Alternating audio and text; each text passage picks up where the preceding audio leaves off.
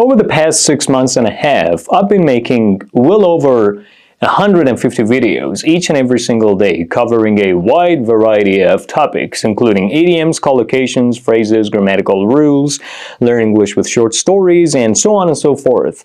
Today's video is a compilation of all the vocabulary and idiom videos that I have uploaded to this channel over the past 6 months and a half. I have combined all these videos with one another into one single video that you're watching right now. So the rest of today's video will be a combination of all those vocabulary, idioms, and phrases videos that I've uploaded to this channel so far, all combined into one single video.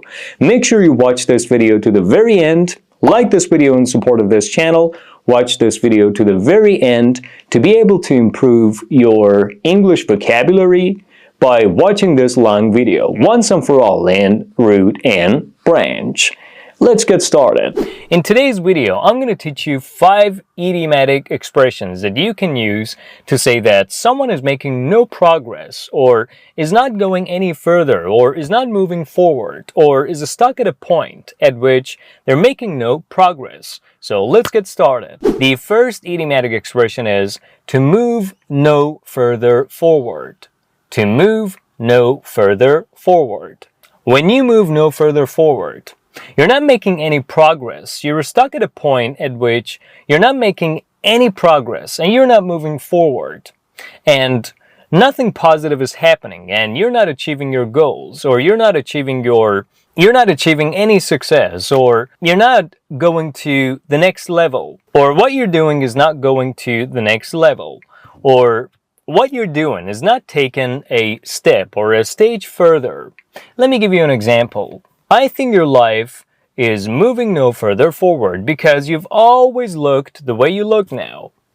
I think your life is moving no further forward because you've always looked the way you look now, which means you've always looked the same as what you look like now or how you look now, which is why we believe you're not making any progress in your life or you're moving no further forward. One more example. The reason why our economy is moving no further forward is our wrong policies.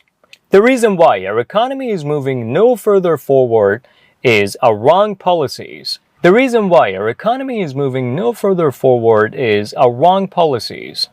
The reason why our economy is moving no further forward is our wrong policies. The reason why our economy is moving no further forward is our wrong policies.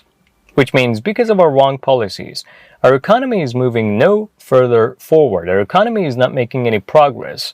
Our economy is not advancing, or, is not going to the next level. Our economy is stuck at a point at which it's making no progress because of our wrong policies. Alright, now let's get to the second idiomatic expression that you can use to say that someone or something is making no progress, which is to be stuck in a groove. To be stuck in a groove. To be stuck in a groove. When you're stuck in a groove, what happens is you're making no progress. You're moving no further forward. Or your life or anything about you is not going to the next level. Let me give you an example. I think our projects are stuck in a groove. We're not getting anywhere. I think our projects are stuck in a groove. We're not getting anywhere. I think our projects are stuck in a groove. We're not getting anywhere, which means I believe that we're making no progress with regard to our projects, which is why we're not getting anywhere, or we're not achieving our goals, or the projects are not going ahead the way we expected, or our projects are not proceeding or advancing the way we expected. So our projects are stuck in a groove and we're not getting anywhere. All right, let me give you another example. No matter how hard I try to learn new words, my vocabulary is stuck in a groove. No matter how hard I try to learn new words, my vocabulary is stuck in a groove. No matter how hard I try to learn new words, my vocabulary is stuck in a groove, which means I'm not making any progress in terms of my knowledge of vocabulary. No matter how many words I learn and no matter how hard I try to learn new words, My knowledge of vocabulary is stuck in a groove, which means it's making no progress, it's moving no further forward, and it's not going to the next level, it's not improving. Alright, now let's get to the third idiomatic expression, which is to come full circle. To come full circle. To come full circle. When you come full circle, or when something comes full circle, what happens is you make no progress, or it makes no progress. It gets stuck at a point and doesn't go any further, or doesn't go forward, or any further, and doesn't make any progress, or moves no further forward. So, to come full circle. An example. Despite all the effort that we put into reaching our goals, as long as we do not reach them, we've come full circle. Despite all the effort that we put into reaching our goals, as long as we don't reach them, we've come full circle. Despite all the effort that we put into reaching our goals, as long as we don't reach them, we've come full circle, which means although we've had some goals and we've put a lot of effort and energy into reaching them, if we do not reach them, or as long as we don't reach them, that means we're making no progress, we're moving no further forward, or we're not getting anywhere, we're not going forward, we're not going to the next level, we're not making any progress, as long as we do not reach our goals.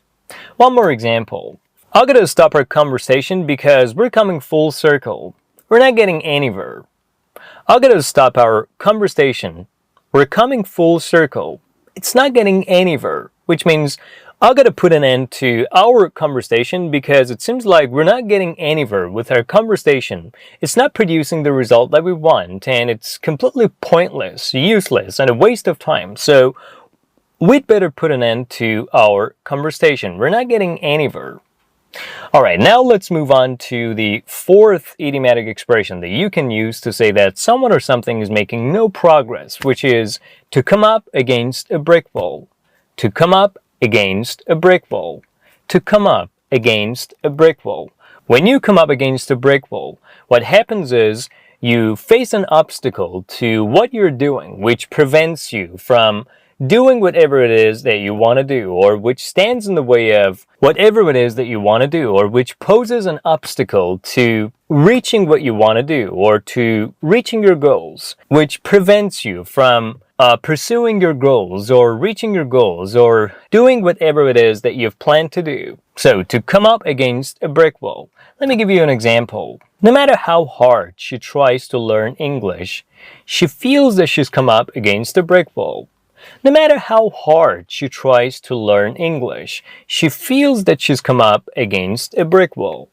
No matter how hard she tries to learn English, she feels that she's come up against a brick wall. Which means no matter how much effort she puts into learning English, or how hard she tries to learn English, she kind of feels that she's making no progress in terms of improving her English, or she kind of feels that she's facing a lot of obstacles to her learning English, or she faces a lot of obstacles to improving her English, or she feels that there are obstacles getting in the way of her improving her English, or preventing her from improving her English.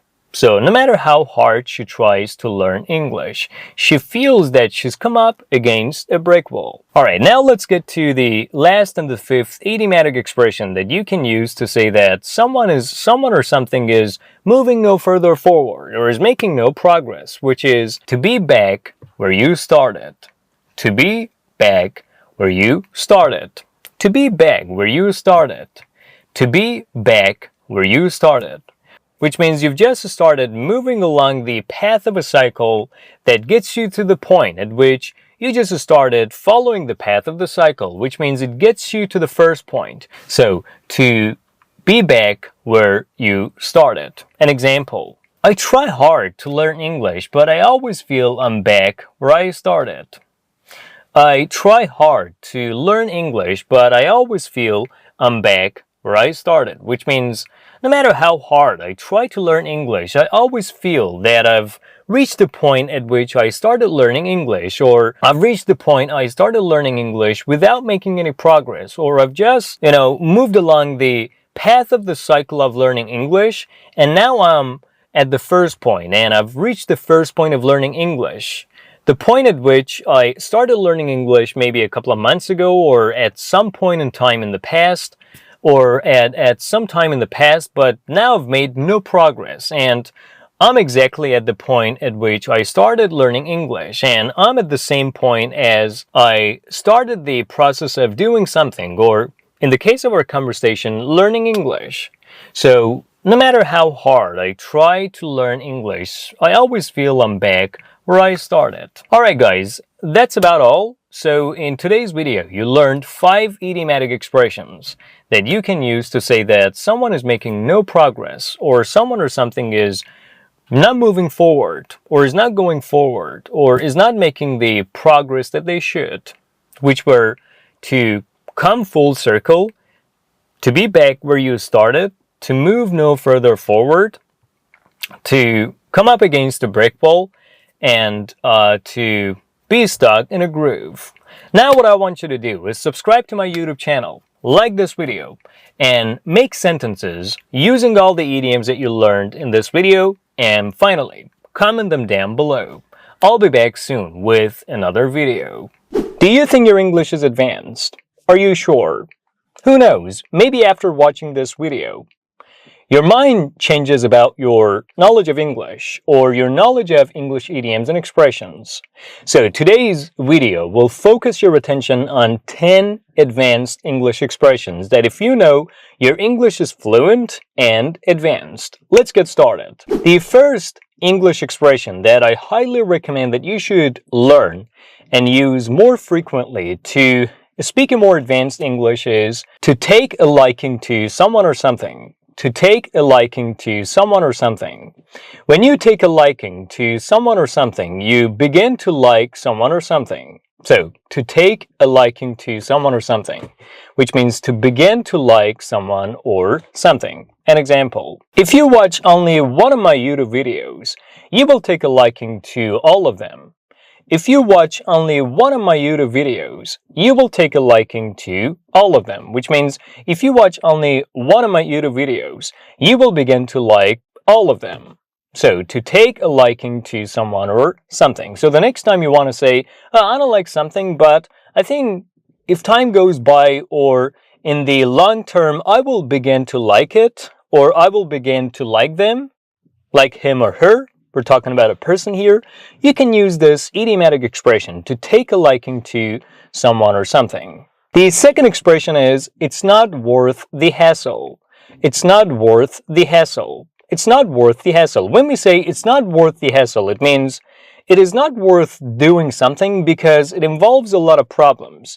It is followed by a lot of problems, and doing something is not worth all its problems. So it's not worth the hassle. It is not worth the hassle. An example, she stopped learning English because she believes it's not worth the hassle. She stopped learning English because she believes it's not worth the hassle, which means she put an end to learning English because she believes learning English is not worth all its difficulties and problems, or all the problems followed by it. So, she stopped learning English because she believes it's not worth the hassle. The third English expression that if you know your English is fluent is to dispense with the formalities. To dispense with the formalities. What is the meaning? To dispense with the formalities. We can use this expression to ask the person you're talking to or the people listening to you to avoid formal conversations, boring, unnecessary, and long formal conversations, and to speak more openly and directly. So to dispense with the formalities means to speak more openly and directly. To dispense with the formalities. An example, let's make this conversation shorter by dispensing with the formalities and getting straight to the main point. Let's make this conversation shorter by dispensing with the formalities and getting straight to the main point, which means let's make this conversation shorter by speaking openly and directly, and by avoiding any unnecessary details or, boring, long, and formal conversations, and let's get to the main point. The expression number 4, that if you know and also use, your knowledge of English is advanced, or you have a very advanced command of English expressions, is right from the word go. Right from the word go. Right from the word go. What does it mean? Right from the word go means right from the very beginning. Right from the word go means right from the very beginning. An example. They've been helping us right from the word go. They've been helping us right from the word go. They've been helping us right from the word go, which means they've been helping us right from the very beginning. They've been helping us right from the very beginning, right from the word go. The next expression that I'm about to focus your attention on will blow your mind and also will make you wonder whether your knowledge of English is really advanced, which is a bird in the hand is worth two in the bush. Have you ever heard this before? Have you ever seen it? A bird in the hand is worth two in the bush. A bird in the hand is worth two in the bush. A bird in the hand is worth two in the bush, which means you should not risk what you already have in your possession right now on trying to get what you don't have yet. Or it is not worth risking what you already have on trying to obtain, or trying to acquire what you don't have yet.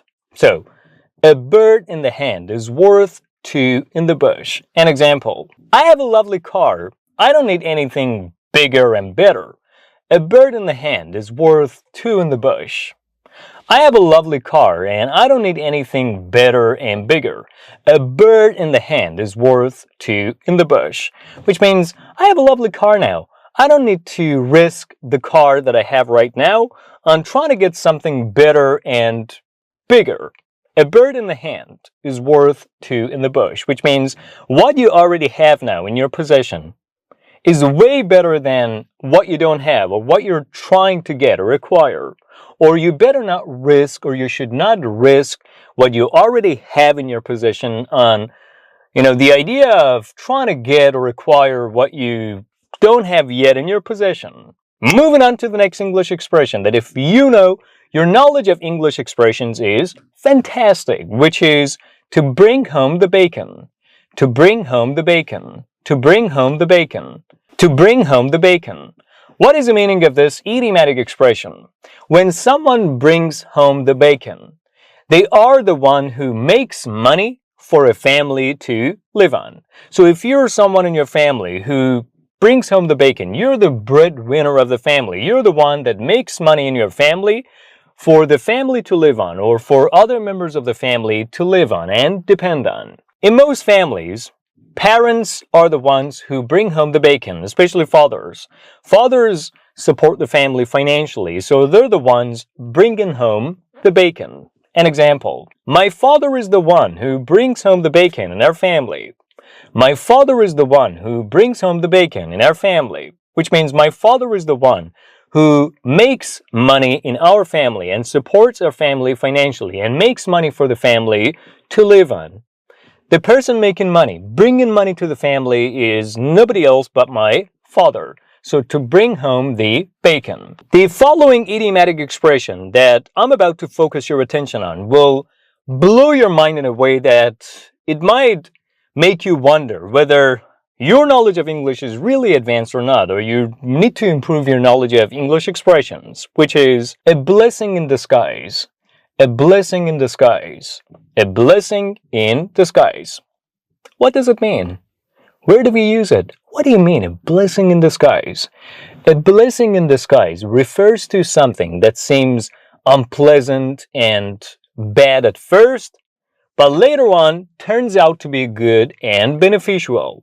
So a blessing in disguise is something that is really beneficial, that works to the advantage of you or is of significant benefit to you. But you don't realize it at first, but later on, as time goes by, in the long term, you realize that it's been very useful for you. It's been really beneficial. It's benefited you in many ways. So a blessing in disguise, something unpleasant, something that seems or looks unpleasant at first, but later on turns out to be beneficial and advantageous. An example, losing my job was a blessing in disguise. It gave me the time to focus on my passion. Losing my job was a blessing in disguise. It gave me the time that I needed to focus on my passion.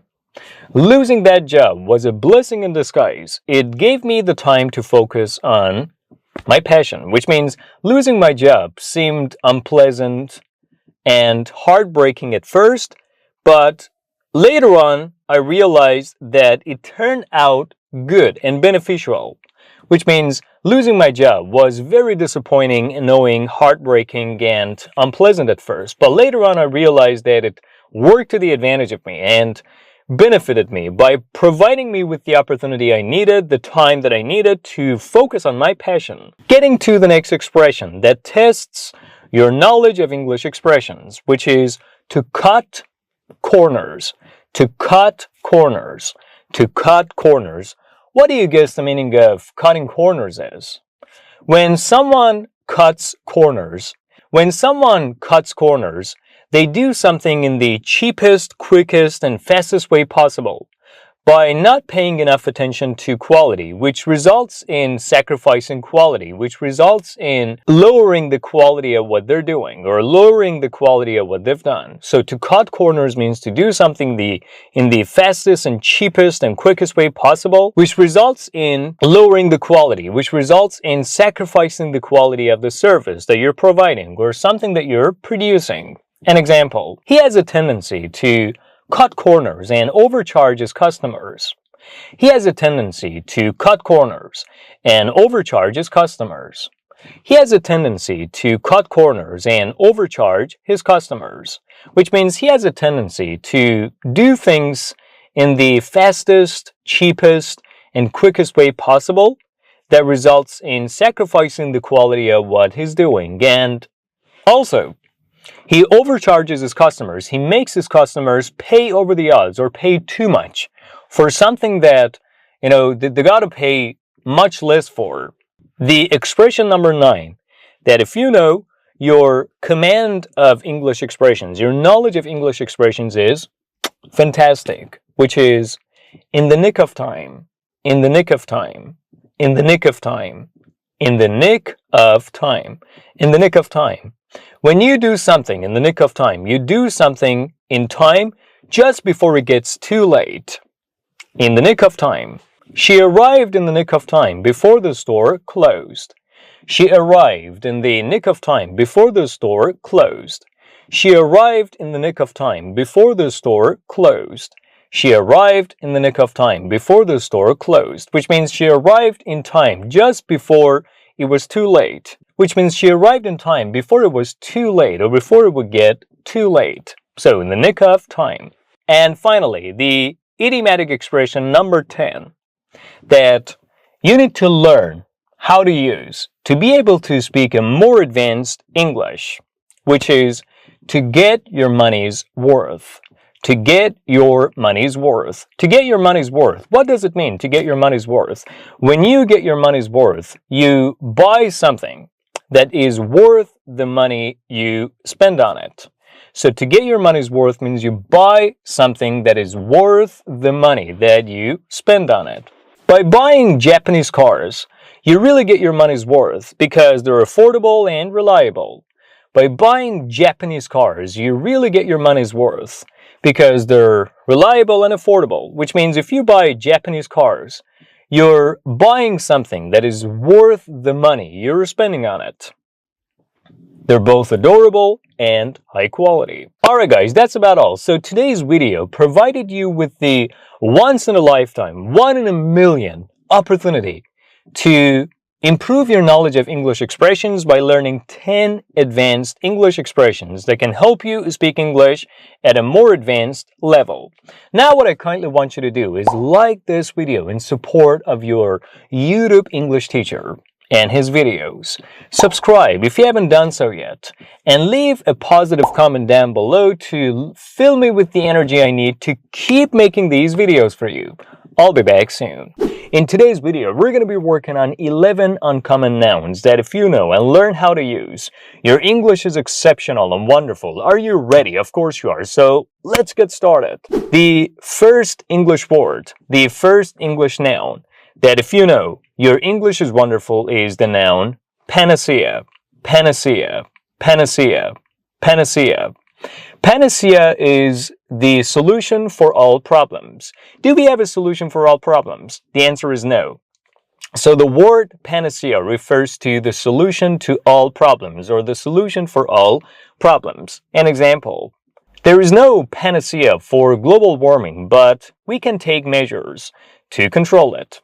There is no panacea for global warming, but we can take steps to control it, which means there's not a comprehensive or, a complete solution for the issue or the crisis of global warming, but we can take steps towards controlling it, or we can take measures to control it.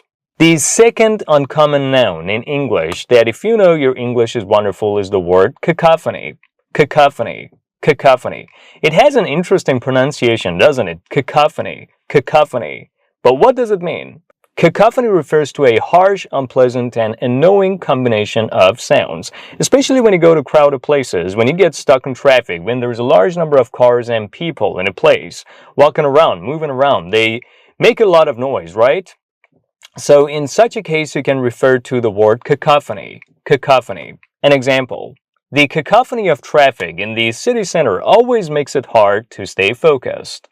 The cacophony of traffic in the city center always makes it hard to stay focused, which means the combination of tough, unpleasant, and annoying sounds in the city center always makes it hard to stay focused or to focus on something. So you can use the word cacophony. Cacophony. Guys, do you like the cacophony of the hustle and bustle of city life? I'm the kind of person that enjoys the cacophony of city life, the cacophony of the hustle and bustle of city life. I like crowded places. I like to see people moving around because I like dynamism, guys. I like to be dynamic. I don't like to be aesthetic. So when I see a crowd of people moving around, moving forward, going somewhere, surging forward, it helps me stay dynamic. So cacophony refers to a combination of harsh, unpleasant, and annoying sounds. Alright, let's move on to the third English word. The third uncommon English word that if you know, your knowledge of English is exceptional and wonderful, which is conundrum. Conundrum. Conundrum. Conundrum. Conundrum. Conundrum. Conundrum refers to a complicated and difficult problem or a question, usually the solution or the answer to which is complicated and mind-boggling as well. Conundrum. An example. Stabilizing the economy has become a real conundrum for economists.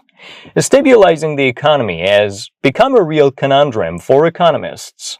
Stabilizing the economy has become a real conundrum for economists, which means making the economy stable has become a real problem, a very difficult problem for economists. Have you ever faced a conundrum in your life? What do you exactly do in order to get a conundrum out of the way? Do you think deeply to find a solution to the problem or the question? Of course, that's what you got to do. That's exactly what we all have got to do in the face of a conundrum. Moving on to the next uncommon English noun, which is the word pulchritude. Pulchritude. Pulchritude. Pulchritude. Pulchritude. Pulchritude means physical beauty. Refers to physical beauty. So when we use the word pulchritude, we're talking about physical beauty. An example. The pulchritude of my home country always takes my breath away. The pulchritude of my home country always takes my breath away. The pulchritude of my home country always takes my breath away, which means the beauty of my home country always amazes me, always surprises me, always astonishes me or astounds me, right? So the pulchritude of my home country always takes my breath away. The next uncommon noun that if you know your knowledge of English is excellent is euphoria. Euphoria. Euphoria. You may have seen this word before somewhere. Euphoria, I think, is a brand, isn't it? It's a famous brand. I don't know what type of product this company produces, but I know I've seen it somewhere. I must have seen it somewhere. It's a famous brand, Euphoria. But what does it mean? Euphoria refers to a state of extreme and intense happiness and excitement for a short period of time. So euphoria refers to a strong feeling in a state of extreme and intense happiness and excitement for a very short period of time. Temporary. After winning the lottery, she was in a state of euphoria. After winning the lottery, she was in a state of euphoria, which means after winning the lottery, she was experiencing a feeling of extreme and intense happiness and excitement. Or after winning the lottery, she had a feeling of extreme temporary excitement and happiness. The next word is epiphany. Epiphany. Epiphany. Epiphany. Epiphany means a sudden realization or discovery of something. So, epiphany means you discover something suddenly. You realize something suddenly. So, when you have an epiphany, it means you realize something suddenly. You have a sudden realization of something, or you make a sudden discovery of something, or discover something suddenly. An example, she had an epiphany about her husband's job. She had an epiphany about her husband's job, which means she suddenly realized something about her husband's job, or she had a sudden realization of her husband's job, or she discovered something suddenly about her husband's job. The next uncommon word is torpor. Torpor. Torpor. Torpor. Torpor. What does it mean? What is torpor? What does it refer to? Torpor refers to a state of mental and physical inactivity or lethargy. So torpor refers to a mental or physical state of inactivity or lethargy. Sometimes depression is followed by torpor.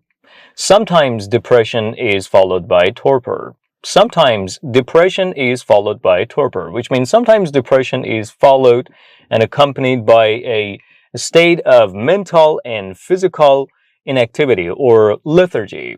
Now we proceed to the next uncommon noun that, if you know, your knowledge of English is excellent, exceptional, wonderful, and fantastic, which is peregrination. Peregrination. Peregrination. Peregrination. Peregrination. But what does it mean? Peregrination refers to a long journey or a long state of wandering. So when we talk about peregrination, what we're talking about is a very long journey or a very long state of wandering, or a long period of wandering, not knowing what to do. Years of peregrination put her personal life in limbo. Years of peregrination put her personal life in limbo, which means, what is the meaning of limbo? Limbo means a situation of not knowing what to do, or a situation in which everything is uncertain, the future is uncertain, you don't know what to do, everything is up in the air, everything is left hanging in the air, you don't know what to do, and you're waiting for something to happen to be able to make a decision about something important that you want to do. So this is limbo. So years of peregrination put her personal life in limbo. The next uncommon word that you need to learn and also use to show others that your knowledge of English is exceptional is the word serendipity. Serendipity. Serendipity. Serendipity. What is the meaning of serendipity? Serendipity refers to the idea that you discover something interesting accidentally. It was pure serendipity that I got a well-paid job that I wasn't qualified for, which means it was a pure accident that I got something interesting, I discovered something interesting, I got a well-paid job despite the fact that I was not qualified for it. The next word is solitude. Solitude. Solitude. Solitude. What does solitude mean? Solitude refers to the state of living alone or being alone, usually in a positive way, in a pleasant way. So solitude refers to being alone, but in a positive way, not in a negative way. In a positive way. An example. Nothing is better than solitude in your childhood memories. Nothing is better than solitude in your childhood memories. Nothing is better than solitude in your childhood memories, which means nothing is better than living alone in your childhood memories, or the state of being alone in your childhood memories. And finally, we get to the 11th word of today's video, that if you know, your knowledge of English is fantastic, which is zeal. Zeal. Zeal. What does zeal mean? Zeal refers to strong energy and serious determination to achieve something or in pursuit of something. So when we use the word zeal, we refer to the state of strong determination and, serious passion, serious enthusiasm in pursuit of something, to make something happen, to reach a goal. An example: I'm working with zeal to reach my goals. I'm working with zeal to reach my goals. I'm working with zeal to reach my goals. I'm working with zeal to reach my goals, which means I have a strong feeling of determination, or I'm in a serious state of determination and passion and enthusiasm in pursuit of my goals, to reach my goals, to make my dreams come true. And that's about our goals. So in today's video, you learn 11 uncommon nouns that if you know and use, your English sounds fantastic and wonderful. Now what I kindly want you to do is like this video in support of this YouTube channel and its growth. Thank you. And subscribe if you haven't done so yet. And leave a positive comment down below to fill me with the energy I need to keep making these wonderful videos for you. I'll be back soon. Today I will be providing you with a lesson focused on 15 highly practical and common English adjectives that if you know, your English is amazing and excellent. Are you ready to learn them? Of course you are, so let's get started. The first English adjective that if you know, you can claim that your English is amazing and excellent is bodacious. Bodacious. Bodacious. What is the meaning of bodacious? Bodacious means excellent, wonderful, amazing. So instead of using the word excellent, you can use a more formal equivalent and say bodacious. Bodacious. So bodacious means excellent. An example: people are becoming more and more interested in my bodacious videos. People are becoming more and more interested in my bodacious videos. People are becoming more and more interested in my bodacious videos, which means people are becoming more and more interested in my excellent and amazing videos. So the first adjective, bodacious, which means amazing and excellent. The second adjective is ostentatious. Ostentatious.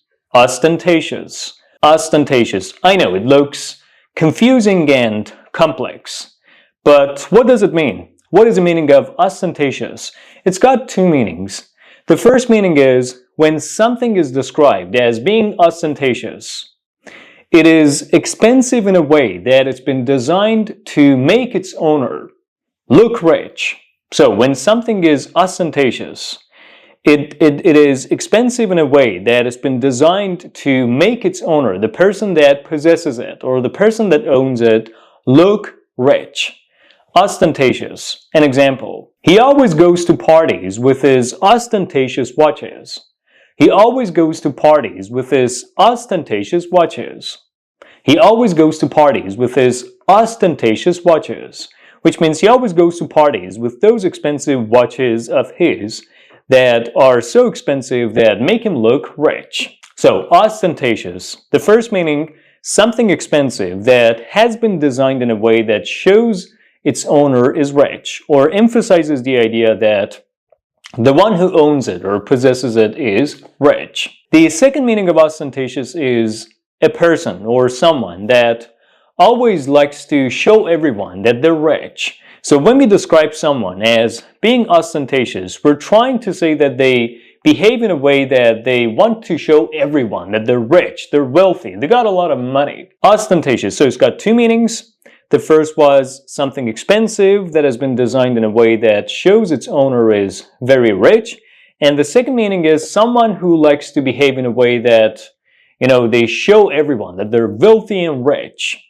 Let me provide you with an example of the second use. Men look ostentatious most when they spend time with the women that they're attracted to. Men look ostentatious most when they spend time with the women that they're attracted to. Men look ostentatious most when they spend time with the women that they're attracted to, which means Men look ostentatious most when they spend time with the women that they like, with the women that they, are going to start a relationship with. Which means men like to show the women that they're attracted to or they want to start a relationship with that how rich they are, or they're very rich, right? Ostentatious. Alright, now let's get to the third adjective, which is ineffectual. Ineffectual. Ineffectual. Ineffectual. What is the meaning of ineffectual? When we describe someone or something as ineffectual, what we mean is that they lack the ability, the confidence, or the capability to get things done. So when we say someone is ineffectual, it means they don't have the ability or the confidence or authority to get things done. So ineffectual means lacking the ability, confidence, and authority to do things or get things done. Examples. Women can't rely on ineffectual men. Women can't rely on ineffectual men, which means women cannot rely on the men that don't have the ability or the confidence to get things done. Our ineffectual managers will lead the company into failure. Our ineffectual managers will lead the company into failure, which means our managers that lack the ability, confidence, and authority to get things done will definitely lead the company into failure. The adjective number 4, that if you know your English is amazing, which is gregarious. Gregarious. Gregarious. Gregarious. Gregarious. When we say someone is gregarious, it means they're sociable, outgoing, and they prefer to spend time with others, or they enjoy spending time and socializing with others. So gregarious refers to someone who's outgoing and sociable and really enjoys socializing and spending time with other people. Gregarious. An example. The key to success in business is having gregarious personal qualities. The key to success in business is having gregarious personal qualities. The key to success in business is having gregarious personal qualities, which means if you're someone who enjoys being with others more than being alone, or if you're someone who enjoys socializing and spending time with others more than being alone, if you're someone who enjoys talking to people and communicating with them in every way possible, then you do have the personal quality needed to meet with success in business. Moving on to the next adjective, that if you know your English is bodacious. What is the meaning of bodacious? Bodacious was the first adjective of today's video, which means excellent. So moving on to the next English adjective, that if you know your English is bodacious or excellent, which is spellbinding. Spellbinding. Spellbinding. Spellbinding. What is the meaning of a spellbinding? When something is a spellbinding, it is extremely interesting and it holds your attention for a long period of time. So when something is described as being spellbinding, it is extremely interesting and it captures your attention, it attracts your attention to itself and holds your attention for a long period of time. An example. My students love my spellbinding English lessons, which means my students are in love with my extremely interesting English lessons, the lessons that hold their attention for a long period of time, the extremely interesting lessons. So spellbinding. Let's get to the next English adjective, that if you know your English is bodacious or excellent, which is suggestive. Suggestive. Suggestive. Suggestive, what is the meaning of suggestive? When we say something is suggestive of something, it means something is similar to something. So suggestive of something means similar to something. An example. Her behavior is suggestive of her mother. Her behavior is suggestive of her mother. Her behavior is suggestive of her mother, which means her behavior is similar to her mother. The next adjective, that if you know your English is bodacious or excellent, is avaricious. Avaricious. Avaricious. Avaricious. What is the meaning of avaricious? Avaricious refers to the quality of someone having a strong desire for money, possessions, and success. So when we say someone is avaricious, what we mean is that they have a lot of desire. They have a strong desire for making money, possessions, success, and achieving things. So someone who's avaricious is very determined to make a lot of money, meet with success, and acquire things, and take possession of things, or they like possessions. So avaricious. An example: his avaricious character has made him a billionaire. His avaricious character has made him a billionaire. His avaricious character has made him a billionaire, which means the fact that he has a strong desire for money, possessions, and success has made him a billionaire. The next English adjective that if you know your English is bodacious or excellent is assiduous. Assiduous. Assiduous. Assiduous. Assiduous. Yeah, you heard me right. Assiduous. What does assiduous mean? Assiduous means very careful to make sure that you're doing everything properly, accurately, and correctly. So when we say someone is assiduous, what we mean is that they're very careful to make sure that they're doing things properly, accurately, and correctly, or as properly and accurately as they have planned to do so.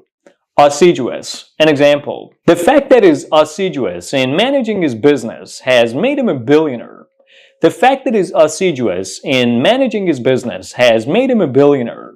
The fact that he's assiduous in managing his business has made him a billionaire, which means the fact that he's very careful to make sure that he's doing things properly, accurately, and correctly has made him a billionaire. Getting to the next English adjective that if you know your English is bodacious or excellent. I'm just repeating the word bodacious because I just want to make sure that this word is being learned by you and is sticking in your mind. So, the next English adjective that if you know your English is bodacious or excellent or wonderful is capricious. Capricious. Capricious. Capricious. Capricious. Capricious? What is the meaning of capricious? When we say someone is capricious, what we mean is that they're likely to change their mind quickly, suddenly, and unexpectedly, and they're always likely to behave in an unexpected way. So, a capricious person is someone who changes their mind quickly and is not as stable as they should be, and they behave in an unexpected way. Capricious. An example: it is impossible to rely on the decisions of a capricious man with a moody mindset. It is impossible to rely on the decisions of a capricious man with a moody mindset. It is impossible to rely on the decisions of a capricious man with a moody mindset, which means it is impossible to rely and depend on the decisions made by a man who changes his mind quickly and unexpectedly, or who's likely to behave in an unexpected way with a moody mindset. What kind of a terrible combination is this? It's a recipe for disaster and trouble. Proceeding to the next English adjective that if you know your English is bodacious or excellent, which is parsimonious. Parsimonious. Parsimonious. Parsimonious. What is the meaning of parsimonious? Someone who's described as being parsimonious is not willing to spend money at all, or doesn't like to spend money at all, or is extremely stingy. So parsimonious means extremely stingy. When you're parsimonious, you don't like to spend money at all, or you're not willing to spend money at all. You just like to save your money, and you do your best not to spend even a little bit of it, or any of it, any amount of it. Parsimonious. An example: how can you spend the rest of your life with such a parsimonious person? How can you spend the rest of your life with such a parsimonious person? How can you spend the rest of your life with such a parsimonious person? Which means, how can you spend the rest of your life with such a stingy person, with such a person that does not like to spend even a little bit of their money, or any amount of their money, or who just likes to keep their money forever and not to spend even a little bit of it? The next English adjective that if you know your English is bodacious, wonderful, amazing, and fantastic, which is fortuitous. Fortuitous. Fortuitous. Fortuitous. Fortuitous. Fortuitous? What does fortuitous mean? What do you mean by saying fortuitous? Fortuitous means random or happening by chance or accidentally in a way that a positive result is produced. An example: meeting my wife is the most fortuitous thing that happened in my life. Meeting my wife is the most fortuitous thing that happened in my life. Meeting my wife is the most fortuitous thing that happened in my life, which means meeting my wife is the most accidental, random thing that happened in my life that produced a positive result, which is our marriage, or which is being, together, or enjoying our time together. Fortuitous. The next English adjective is haphazard. Haphazard. Haphazard. Haphazard. Haphazard. Haphazard. Haphazard? What does it mean? When something is haphazard, it happens or is done in an unexpected way, in a way that is not planned, organized, or managed. If you want to conduct business in a haphazard way, you won't get anywhere. If you want to conduct business in a haphazard way, you won't get anywhere. If you want to conduct business in a haphazard way, you won't get anywhere. Which means if you want to do business in a way that is not planned, organized, and managed, then you will not be able to meet with success. The next English adjective is recalcitrant. Recalcitrant. Recalcitrant. Recalcitrant. Recalcitrant. Recalcitrant. What is the meaning of recalcitrant? When we say someone is recalcitrant, it means they're obstinate and stubborn, and they refuse to do what they are told to do or what they have been told to do, even after they got punished or even after they've been punished. Which means no matter how hard you try to punish someone, they are so stubborn and obstinate that they will refuse to do what you ask them to do or what you tell them to do. So that is the meaning of recalcitrant. Recalcitrant, right? She will never listen to you. Don't you know how recalcitrant she is? She will never listen to you. Don't you know how recalcitrant she is? She will never listen to you. Don't you know how recalcitrant she is? Which means she will never listen to you. Don't you know how stubborn and obstinate she is? And don't you know that she will refuse to do what you have asked her and told her to do even after she's been punished? Don't you know that she will not do what you're telling her to do?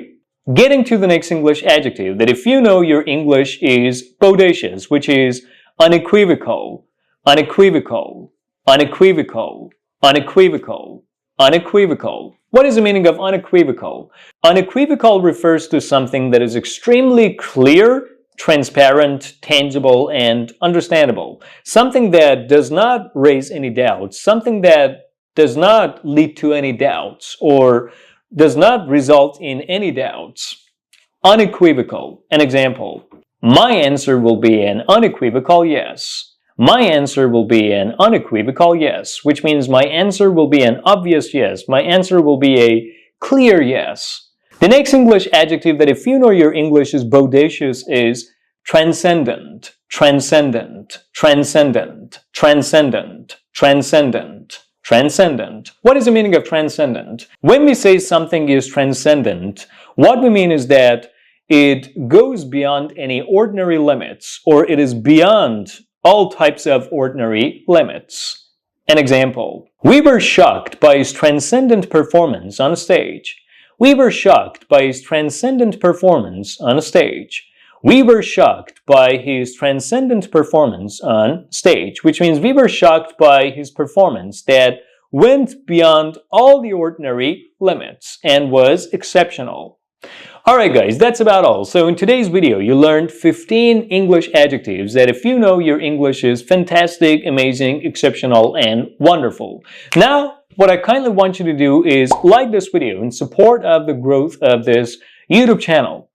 Subscribe if you haven't done so yet, and leave some positive comments down below. I'll be back soon. I'm back with another video. In today's lesson, I'll be explaining 15 commonly used and practical English phrases that if you learn and start using, you will speak English like native speakers at the same level as native speakers do. So let's get started without further ado. The first English phrase commonly used by native speakers in their speech and also spoken language is otherwise known as. Otherwise known as. Otherwise known as. What is the meaning of otherwise known as? Otherwise known as means also known as, also called. So when we say otherwise known as, we're talking about something which is also called something. An example. Have you ever been to New York? otherwise known as the Big Apple? Have you ever been to New York, otherwise known as the Big Apple? Have you ever been to New York, otherwise known as the Big Apple? Which means, have you ever been to New York, also known as the Big Apple, also called the Big Apple, also going by the name of the Big Apple? By the way, another name of New York is the Big Apple. So the Big Apple refers to New York. Have you ever been to New York, otherwise known as the Big Apple? The second commonly used phrase in English that you need to learn is, it all comes down to something. It all comes down to something. It all comes down to something. What is the meaning of it all comes down to something? When we say it all comes down to something, it means something is the most important thing in a situation, or something is the most important factor in a situation. An example, financial success depends on a lot of factors, but it all comes down to your strategies and the decisions you make. Which means financial success is dependent on a lot of factors, but the most important factor is the strategies you use and the decisions you make. Now let me focus your attention on the next commonly used English phrase that you need to learn to speak like native speakers, which is, and the rest is history. And the rest is history. And the rest is history. And the rest is history. What is the meaning of and the rest history, and where do we use it? And the rest is history is a phrase that we use to emphasize that we don't need to keep telling the rest of the story that we were telling the listener or the reader, because they can guess the rest of the story, or they can find out the rest of the story themselves, or they can guess what the rest of the story will be like. And the rest is history. An example, they met each other online and started dating, and the rest is history. Now they have 3 children. They met each other online and started dating, and the rest is history. Now they have 3 children. They met each other online and started dating, and now the rest is history. They met each other online and started dating, and now the rest is history. Which means they met each other online and started dating, and I don't need to continue or proceed with the rest of the story, because you can guess the rest of the story yourself, or you're aware of the rest of the story, or you can easily guess and understand the rest of the story. So I don't have to keep telling you the rest of the story or continue to proceed with the rest of the story. The other English phrase commonly used by native speakers is or rather, or rather, or rather. What is the meaning of or rather? Where do we use it? We use or rather after a phrase or something that we've said to correct it, or to explain it more clearly, or to put it in a way that is more understandable, more tangible, and obvious to the listener or the reader. So we use or rather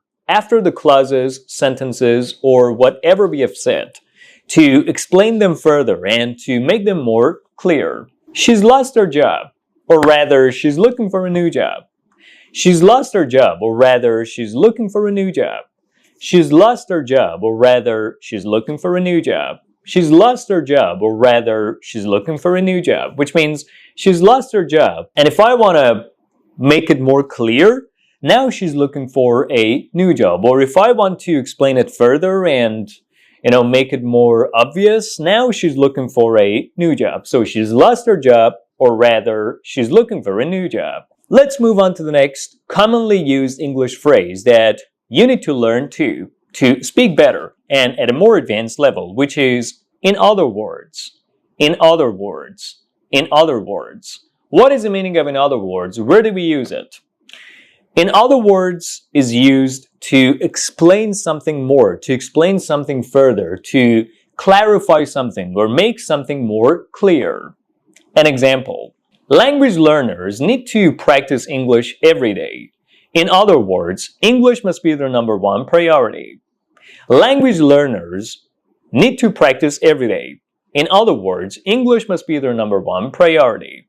Language learners need to practice English every day. In other words, English must be their #1 priority, which means language learners must practice on a daily basis And to make it more clear, if I want to explain it further, to make it more clear or to clarify it, English should be their #1 priority. Have you ever been in a situation in which you said something rude and impolite, and then a little bit later when you thought about it more, you realized that you should not have said it, and in that specific situation and at that specific moment, you were looking for a phrase, an expression, or something to use to tell everyone that you were sorry for using or saying that impolite and rude word? Well, the next expression will help you do so. If you'll pardon the expression, if you'll pardon the expression, if you'll pardon the expression. What is the meaning of this expression? If you'll pardon the expression. If you'll pardon the expression is used after saying something bad and impolite or something rude to tell everyone that you're sorry for using an impolite or a rude word or a phrase. So whenever you use an impolite or a rude phrase or a word, in order to tell everyone that you're sorry for using it or for saying such an impolite, bad, or rude word, you can use this expression. If you'll pardon the expression. An example. These clothes make us look stupid. If you'll pardon the expression. These clothes make us look stupid. If you'll pardon the expression. Which means these clothes make us look stupid, and I'm so sorry for using this rude and impolite word. I know the word stupid is not polite or is not, the right word to use, but I'm sorry for using it. But these clothes make us look stupid. If you'll pardon the expression. The next commonly used English phrase that I highly recommend that you gotta learn as a language learner to sound like native speakers is, at the end of the day. At the end of the day. I know, you must have seen this expression in movies or when talking to a native speaker, like a lot, in so many situations. But what does it mean? At the end of the day.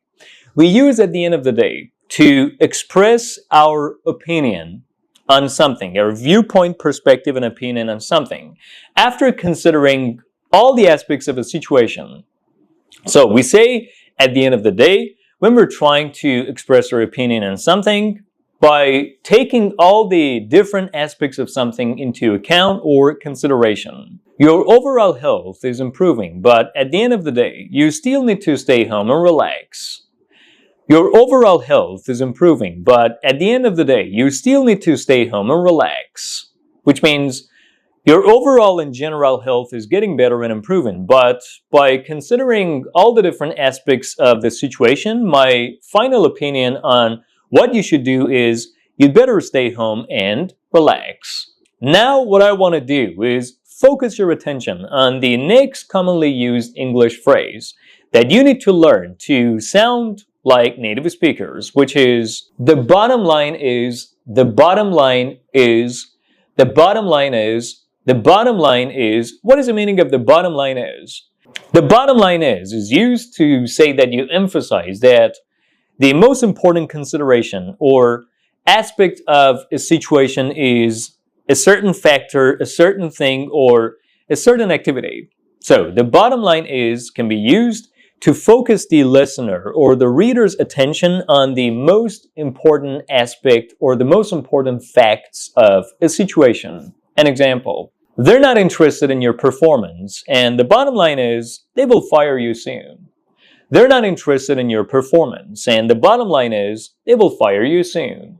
They're not interested in your performance, and the bottom line is they will fire you soon. Which means they're not interested in what you do in your performance, and the most important fact of the situation is that they will fire you soon. Have you ever said something that at first you thought was completely and absolutely right, but a little bit later on you realized that it was wrong? What is the phrase or the expression that you use to say that I admit what I said was wrong and I want to correct what I said, and I know that what I said was wrong and now I want to correct it? The following expression will help you do so. I eat my words. I eat my words. I eat my words. I eat my words. It doesn't mean that you start eating your words. When you say I eat my words, it means I admit that what I said was wrong, and now I want to correct it. I know I said something wrong, I admit it, and I want to correct it. So, when you say something wrong and later on you realize that it was wrong and it was not right, then you can use this phrase, I eat my words to say that you admit that it was wrong and you're trying to correct it, or you want to say the correct one. Or you admit that you said something wrong, or what you said was wrong. I eat my words. An example. We've had a lot of tough and unfair arguments, and now I want to say, I eat my words. I was wrong. We've had a lot of tough and unfair arguments, and now I want to say, I eat my words. I was wrong. You were right. Have you ever been after an English phrase and expression that you could use in order to say that you want to express what you exactly mean? The following English expression will help you do so. To put it bluntly, to put it bluntly, to put it bluntly, to put it bluntly. To put it bluntly means, now I'm expressing what I exactly mean. I want to say what I exactly mean. So to put it bluntly is a phrase that you can use in your sentences to say what you exactly mean. An example, you're not who you said you are. To put it bluntly, I can't trust you anymore. You're not who you said you are. To put it bluntly, I can't trust you anymore. Which means, you're not who you said you were going to be, you were supposed to be. You're not who you said you would be, or you were going to be. And because of that, to say what I exactly mean, I can no longer trust you. Let's proceed to the next English phrase. It stands to reason. It stands to reason. It stands to reason. It stands to reason. What is the meaning? When you say it stands to reason, it means something seems logical and reasonable and understandable to others. So, it stands to reason. An example, this project is not profitable, and it stands to reason that why I will never invest in it. This project is not profitable, and it stands to reason that why I will never invest in it, which means this project is not profitable, will not generate the money that we need or the money that we're looking for, which is why it is logical and reasonable that why I will never invest in it. Have you ever tried to remember something but you were not sure that what you were going to say was right or wrong? Have you ever doubted what you were going to say because you were not sure whether it was correct or wrong, or right or wrong? Well, every time you want to say something and you're not sure whether what you're about to remember is right or wrong, you can use the following expression.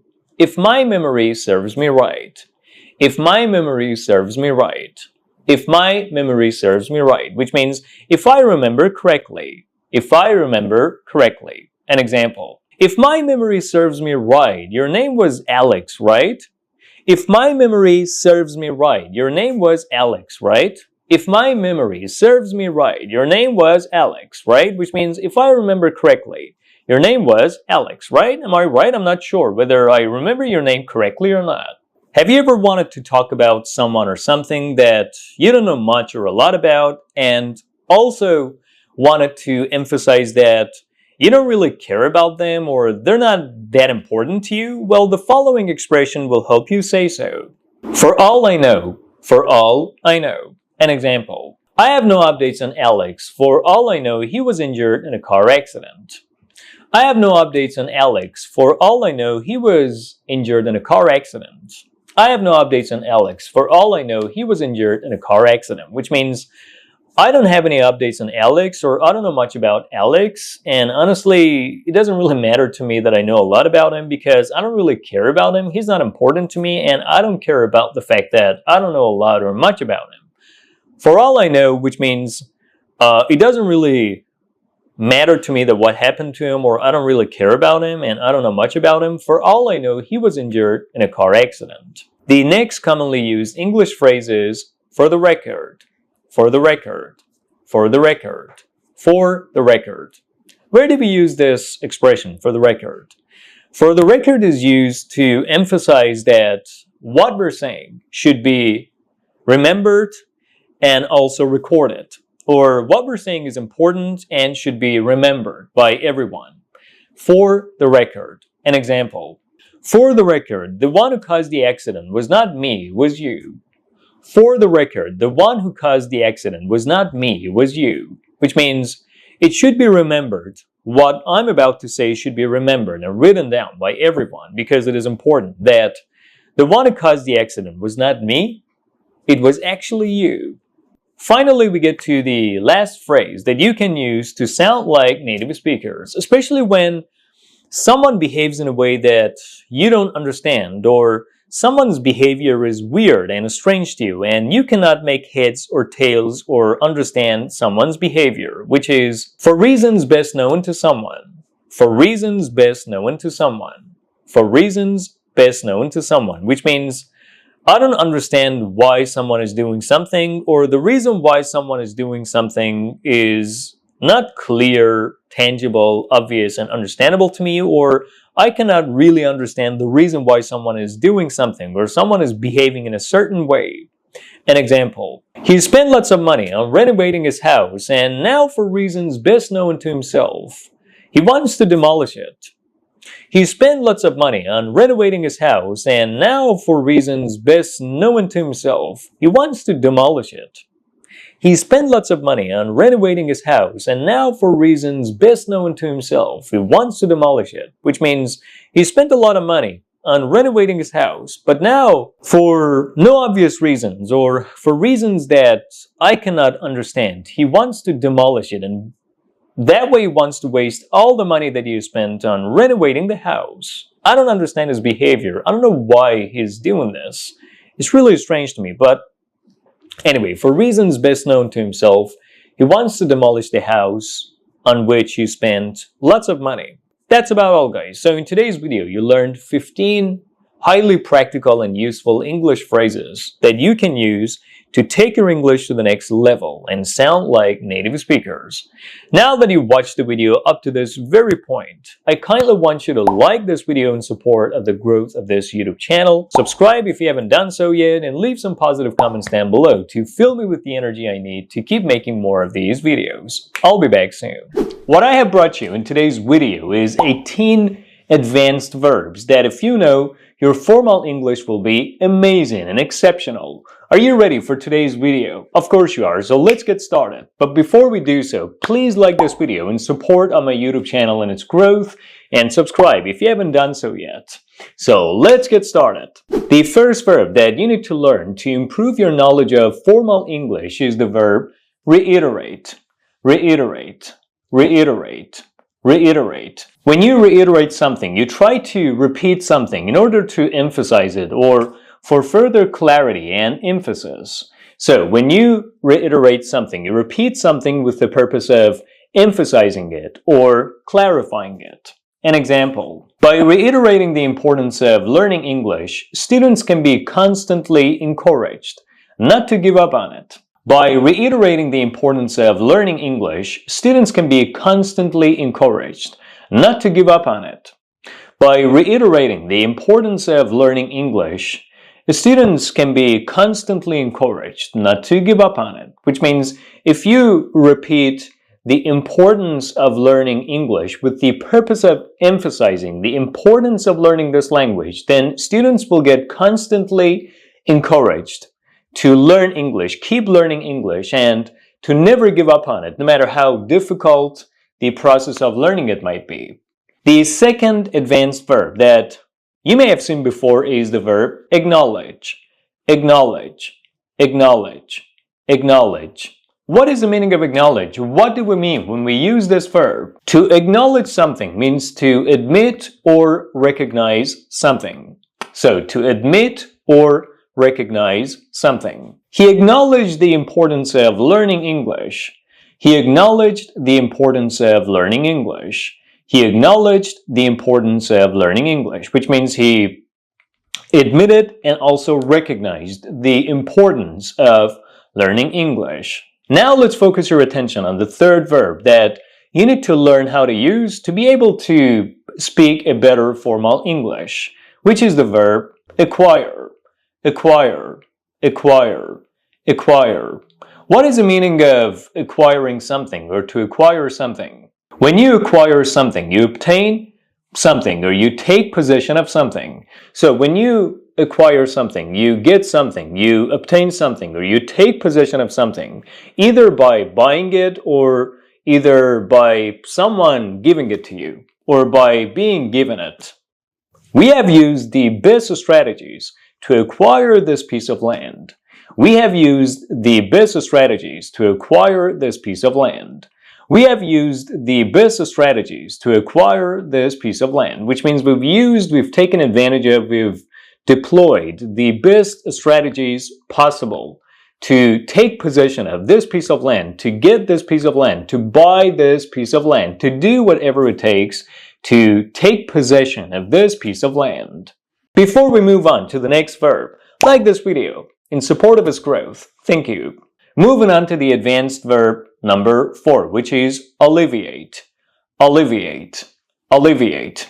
When you alleviate something, you reduce or lessen the negative and unpleasant impacts of something. So to alleviate something means to make something less unpleasant, to reduce the negative, destructive, and unpleasant impacts or negative impacts of something. The situation sounds complicated, but better strategies can help us alleviate it. The situation sounds complicated, but better strategies can help us alleviate it, which means the situation itself sounds complicated and complex, but using better strategies can help us reduce or lessen the negative impacts of it or the negativity of it, right? So the situation sounds complicated, but better strategies can help us alleviate it. Now let's move on to the verb number 5, to the 5th advanced verb that if you learn and use, your formal English is wonderful, which is ascertain. Ascertain. Ascertain. What is the meaning of this verb? When you ascertain something, you find out about something or you determine something. So to ascertain something means to find out about something or to determine something. An example, I should ascertain the needs of our business. I should ascertain the needs of our business. I should ascertain the needs of our business, which means I need to find out about the needs of our business. I need to determine the needs of our business. I need to get to the root of the needs of our business. All right, what about this verb? Have you ever seen it? The verb commence. Commence. What is the meaning of commence? A formal way of saying that you start something or something starts is by using this verb. So when you commence something or something commences, you start it or it starts. But it is actually a more formal verb than the verb start. An example, the class will commence at 10. The class will commence at 10, which means the class will start at 10. Are you ready for the verb number 7 that you can use to speak a more formal English? Of course you are. The verb is contemplate, contemplate, contemplate, contemplate.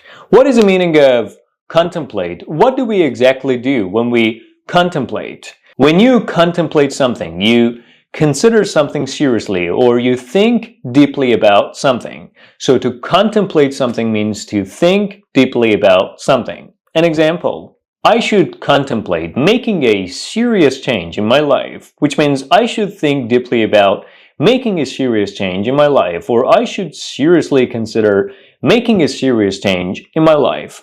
And keep in mind that after contemplate, you should use the ing form of verbs. So you contemplate doing something, you contemplate making a change, you contemplate buying something, you contemplate doing something. So you should use the ing form of verbs after the verb contemplate. Now we're getting to the verb number 8 that if you learn and use, your formal English is fantastic, which is delegate. Delegate. Delegate. Delegate. What do we exactly do when we delegate something? What does it mean? To delegate something means to assign responsibilities or tasks to someone or to others, or to share a part of something with someone to do, or to allocate a task or a responsibility to someone to do, usually someone in a lower position than you are. So when someone delegates something, they actually assign tasks, duties, or responsibilities to others, to people in lower positions. An example, busy managers always delegate what they don't like to do to their team. Busy managers usually delegate what they don't like to do themselves to their team, which means busy managers always like to assign responsibilities or assign what they don't like to do themselves to their team members, usually those members of the team that are in a lower position than they are. Before we move on to the next verb, like this video in support of its growth. Thank you. Now let's get to the verb number 9, which is disseminate. Disseminate. Disseminate. What is the meaning of disseminate? What does it mean when you disseminate something? To disseminate something means to spread or distribute information widely and significantly. So when you disseminate something, usually information, usually content, or something of that nature, you spread or distribute information about that thing quickly, widely, and significantly. You spread information about it like everywhere. So to disseminate something. An example. The internet is the best tool to disseminate information. The internet is the best tool to disseminate information. The internet is the best tool to disseminate information, which means the internet is the best tool to spread and distribute information widely, significantly, and everywhere you can, like quickly, in the blink of an eye. Alright, now we get to the verb number 10, which is elaborate. Elaborate. Elaborate, usually followed by the preposition on, to elaborate on something. To elaborate on something means to explain something by providing more details, or to go into detail about something, or to clarify something by providing more details and examples. Alright, let me give you an example to help you gain a better understanding. These examples will elaborate on the lesson. These examples will elaborate on the lesson. These examples will elaborate on the lesson, which means these examples will explain the lesson more deeply and more clearly by providing more details. And now let's move on to the verb number 11, which is this one. Encompass. Encompass. Encompass. Encompass. What does it mean? Encompass means to include or cover a wide range of things. So when something encompasses something, it includes or covers a wide range of things, or a wide range of that specific thing that it encompasses. An example, my lessons encompass important components of English. My lessons encompass important components of English. My lessons encompass important components of English, which means my lessons include and cover important components of English. So the next time you want to say that there is something that includes and covers a wide range of things, instead of saying something includes and covers a wide range of things, you can simply make your sentences much shorter and more advanced by using this verb. Something encompasses something else. Now let's focus your attention on the verb number 12, which is engender. Engender. Engender. What does it mean? When something engenders something else, it causes something else, or it gives rise to something else, or it leads to or results in something else. So when one thing engenders something else, it leads to something else, it results in something else, it causes something else. An example, my English lessons are engendering a positive growth in English learners.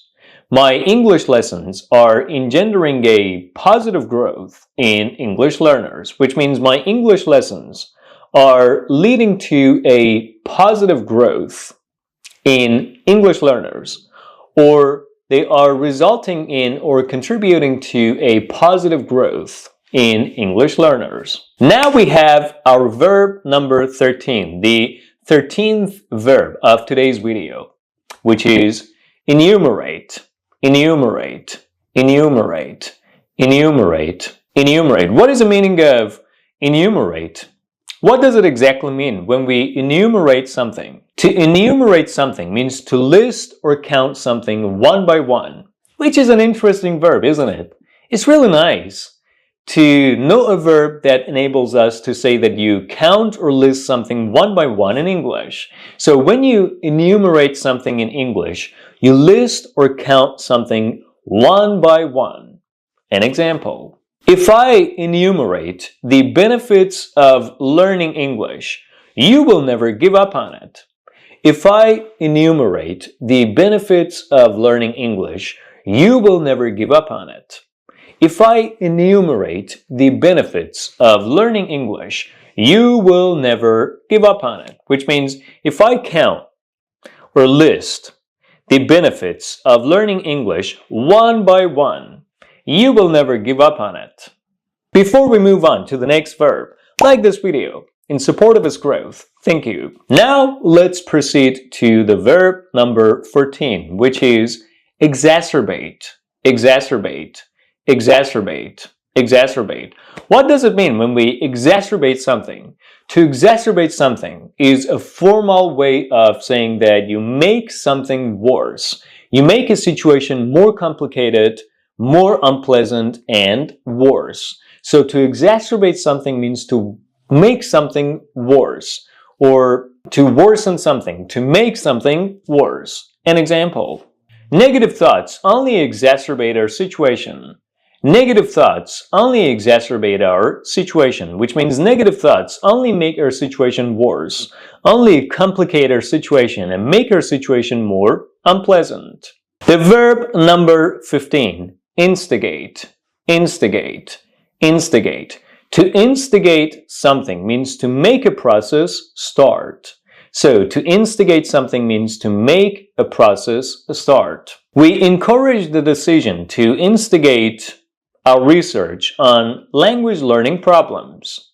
We encourage the decision to instigate our research on language learning problems, which means we encourage the decision to start the process of our research on language learning problems. So to instigate something means to start the process of something, or to make the process of something start. Now let's get to the verb number 16, which is a really practical and commonly used advanced verb in English that you need to learn to be able to improve your knowledge of formal English, which is mitigate, mitigate, mitigate, mitigate, mitigate. What does it mean to mitigate something?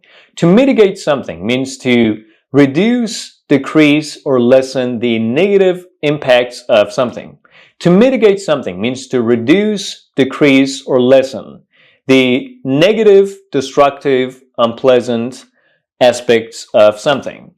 Or to reduce, decrease, and lessen the negative impacts, destructive and unpleasant impacts or sides of something. It has the same meaning as the word that we talked about in today's video, which was alleviate. So alleviate has the same meaning as mitigate. An example: positive thinking can mitigate the impacts of depression. Positive thinking can mitigate the impacts of depression. Positive thinking can mitigate the impacts of depression, which means positive thinking can lessen, decrease, or reduce the negative impacts or aspects of depression. The verb number 17 is waiting for you, which is scrutinize, scrutinize, scrutinize, scrutinize. To scrutinize something means to examine or inspect something carefully, thoroughly, and completely. So when someone scrutinizes something, they inspect or examine something carefully, completely, thoroughly, and accurately. So to scrutinize something means to examine or inspect something carefully, thoroughly, and accurately. Everything gets scrutinized by the airport security officers. Everything gets scrutinized by the airport security officers. Everything gets scrutinized by the airport security officers, which means everything gets carefully, thoroughly, completely, and accurately examined and inspected by the airport security officers. And finally, we get to the last verb of today's video, the verb number 18, the advanced verb number 18 that you need to learn to improve your knowledge of formal English, which is to substantiate, substantiate, substantiate something, substantiate, substantiate. What is the meaning of substantiate? It's a nice word, isn't it? It sounds cool. Wow, to substantiate something.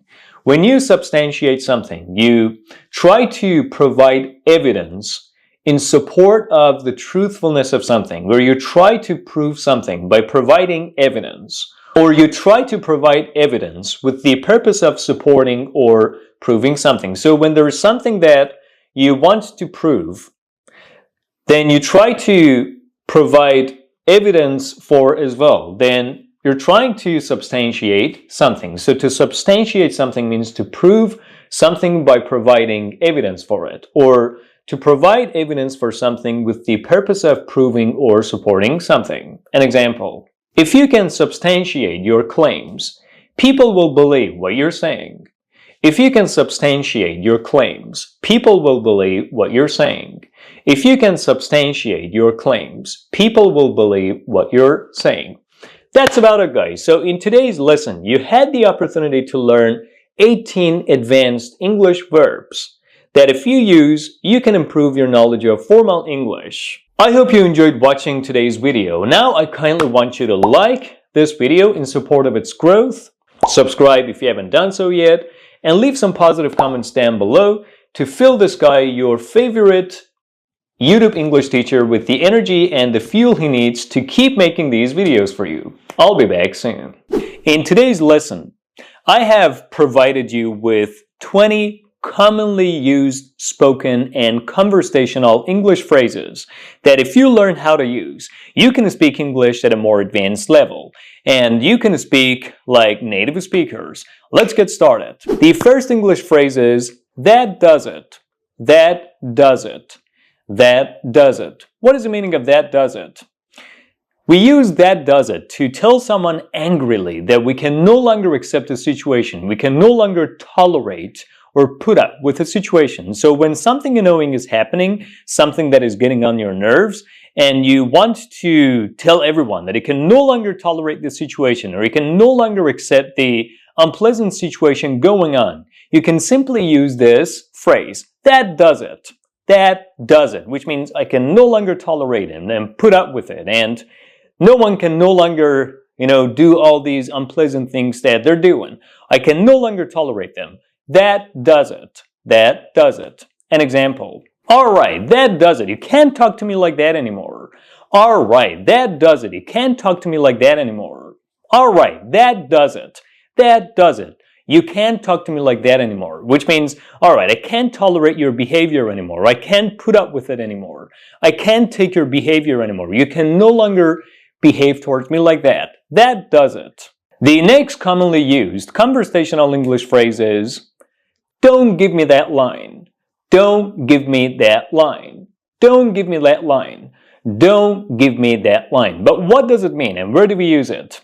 Don't give me that line can be used to emphasize that we don't believe someone's lame excuse. Someone's excuse cannot be believed by us, or someone's excuse is not valid enough to be believed. So, don't give me that line is another way of saying, I don't believe your excuse. I think your excuse is baseless and groundless. I can't believe it.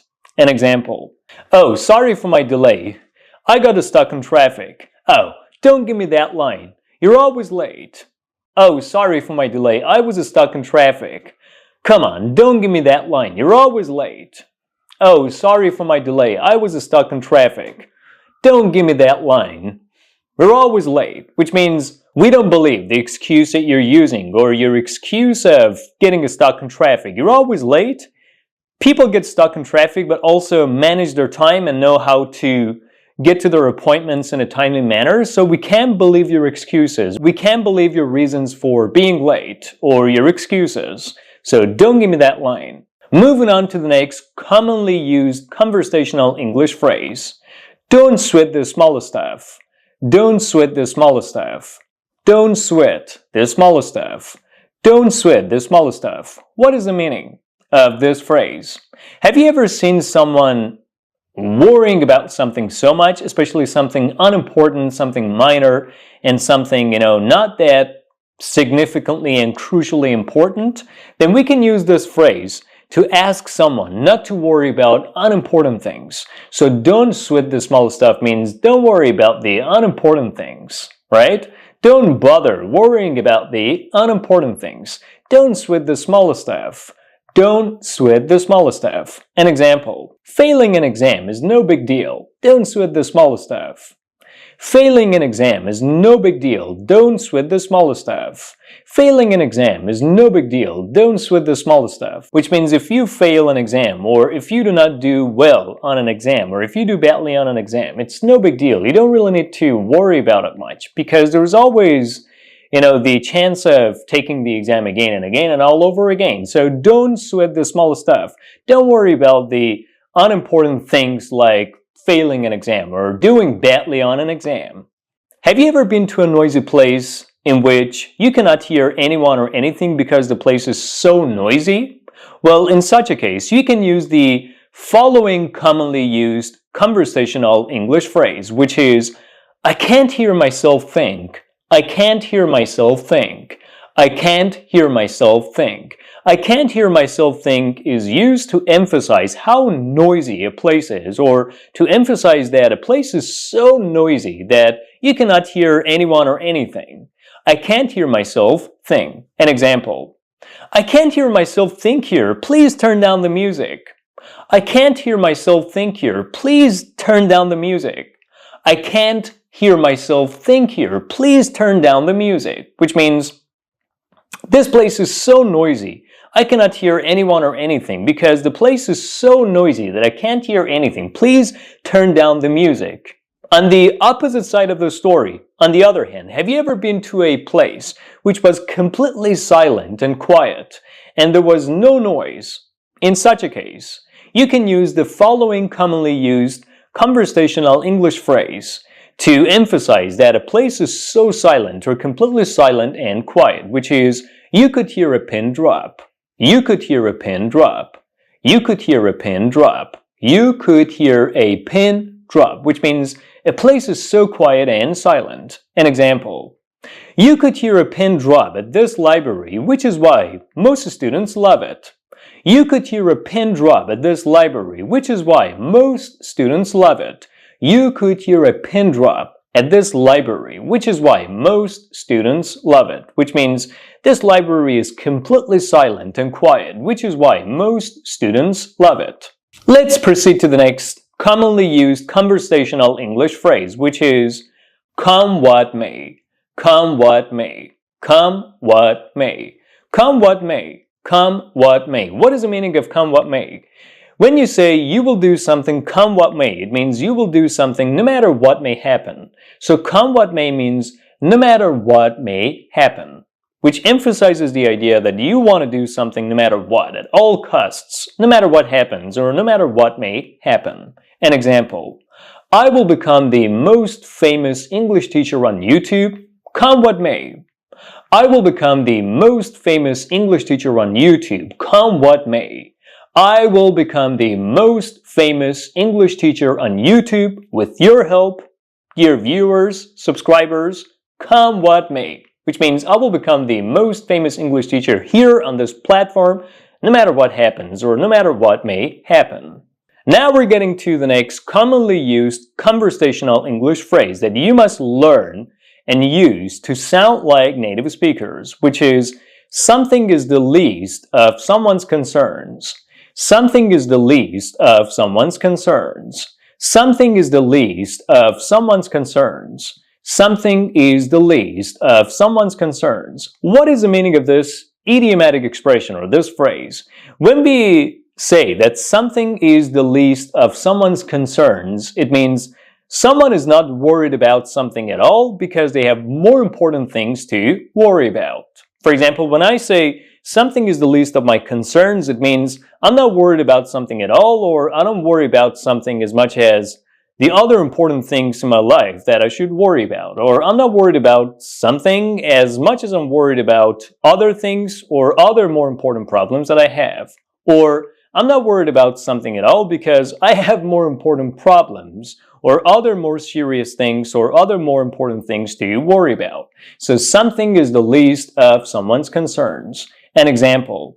The fact that we damaged this phone is the least of my concerns. What should we do about the car accident?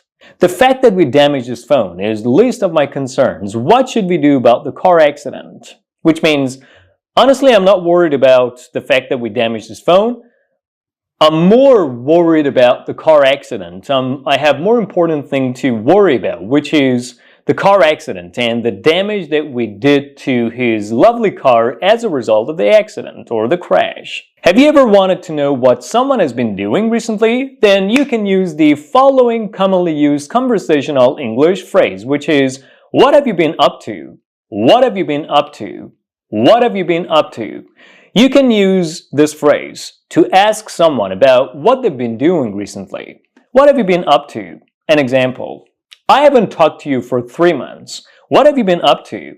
I haven't talked to you for 3 months. What have you been up to? Which means I have not seen you or talked to you for 3 months. What have you been doing recently or lately? Has anyone ever cracked a funny joke that made you laugh? And you were wondering what English phrase you could use in response to the funny joke that they cracked? Well, the following English phrase can help you do so. When you hear a funny joke that someone tells or cracks that makes you laugh, you can use the following English phrase to say that the joke was really funny, which is, that's a good one. That's a good one. That's a good one. An example. That's a good one. It really made me laugh. That's a good one. It really made me laugh. That's a good one. It really made me laugh, which means your joke was very funny. It really made me laugh. Guys, what do you exactly say in English when you want to tell someone that you will do what you have promised to do, or you will definitely or absolutely do what you have told them that you will do? Well, you can use the following English phrase, which is, my word is my bond. My word is my bond. My word is my bond. My word is my bond. What does it mean? When you use this phrase, my word is my bond, it means you can trust me, which means I will do what I have promised that I will do. Or trust me, rely on me, I'm not lying to you. I will definitely do what I have promised that I will do. Or I will redeem my promises. I will act on my promises. I will not forget my promises. I will do what I have promised that I will do. So my word is my bond. An example. I will give your money back. My word is my bond. I will give your money back. My word is my bond. I will give your money back. My word is my bond, which means I will definitely return your money. I will definitely give your money back. I promised to give your money back, and I will definitely do it. I will definitely redeem my promise. I will definitely act on my promise. I will not break my promise. I will give your money back. So trust me. Rely on me. Count on me. Trust what I'm saying. I will give your money back. My word is my bond. So the next time you're making a promise to someone and you want to reassure them that you will definitely do what you have promised that you will do, you can use this phrase, my word is my bond, which means trust me, I will do what I have promised that I will do. Have you ever wanted to reassure someone that you will always support them or they have your support? Well, you can use the following commonly used conversational English phrase to do so, which is, I got your back. I got your back. I've got your back. So you can use this phrase, I got your back, to reassure someone that you will support them. An example, don't worry, nothing will happen. I've got your back. Don't worry, nothing will happen. I've got your back. Don't worry, nothing will happen. I've got your back, which means don't worry, nothing will happen. I will support you. You always have my support, and you can always count on my support. Proceeding to the next English phrase that you need to learn and use to sound like native speakers, which is, it's up to you. It's up to you. It's up to you. What is the meaning of it's up to you? We use this phrase to emphasize that it is up to someone to make a decision, or it is someone's responsibility to make a decision in a certain situation, or the decision lies in someone's hands, or the decision is in someone's hands, or no one else will make decisions on behalf of someone. It is someone that actually needs to make a decision about something. So it's up to you. An example. You can either stay or go. It's up to you. You can either stay or go. It's up to you. You can either stay or go. It's up to you. Which means you can either stay or go. The decision is in your hands. It is up to you to make a decision about whether you want to stay or go. Have you ever wanted to emphasize that something is true, especially something unpleasant? Then you can use the following English phrase to emphasize that something unpleasant is true, which is, there are no two ways about it. There are no two ways about it. There are no two ways about it. So this phrase can be used in response to something happening or something someone has said to emphasize that something unfortunately unpleasant is true. An example: she's lost her job and there are no two ways about it. She's lost her job and there are no two ways about it. She's lost her job and there are no two ways about it, which means the fact that she's lost her job is true. The unpleasant fact that she's lost her job is true. Have you ever wanted to emphasize that it is impossible for something to be different from the way it is, or something cannot look different from what it looks like or how it looks, or something will not be different from the way it is? Then you can use the following English expression, which is, it cannot be otherwise. It cannot be otherwise. It cannot be otherwise. So it cannot be otherwise can be used to emphasize that something cannot be different from the way it is. An example: if you want to learn English, you need to learn words, grammar, and it cannot be otherwise. If you want to learn English, you need to learn words, grammar, and it cannot be otherwise. If you want to learn English, you need to learn words, grammar, and it cannot be otherwise. Which means, if you want to learn English, then you need to learn words, adjectives, grammar, vocabulary, idioms, phrases, and these things, and it is not different from the way it is, and that's the way it is.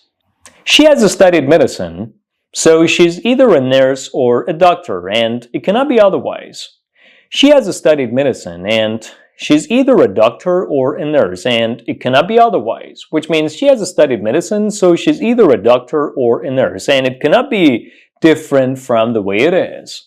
Have you ever wanted to reassure someone that you're not going to worry about something, or you're not worried about something at all? Well, in such a case, you can use the following English expression to do so, or to say so, which is, I don't give it a second thought. I don't give it a second thought. I don't give it a second thought. I don't give it a second thought. I don't give it a second thought, which means I'm not worried about something, or I don't worry about something at all. An example: drive safely and slowly. Your car is expensive. Oh, I don't give it a second thought. I have a reliable insurance. Drive safely and slowly. Your car is expensive. Oh, come on. I don't give it a second thought. I have a reliable insurance. Drive slowly and safely. Your car is expensive. Oh, come on. I don't give it a second thought. I have a reliable insurance. When you want to start something important, in order to emphasize that you gotta start something quickly, or you gotta start something, you can use the following English expression, which is, let's get the ball rolling. Let's get the ball rolling. So to get the ball rolling means to start something. An example: what are you waiting for? Let's get the ball rolling and start the project. What are you waiting for? Let's get the ball rolling and start the project. What are you waiting for? Let's get the ball rolling and start the project. Which means, what are you waiting for? Let's start the project, right? Have you ever invited anyone to come to your house and stay there for a certain period of time?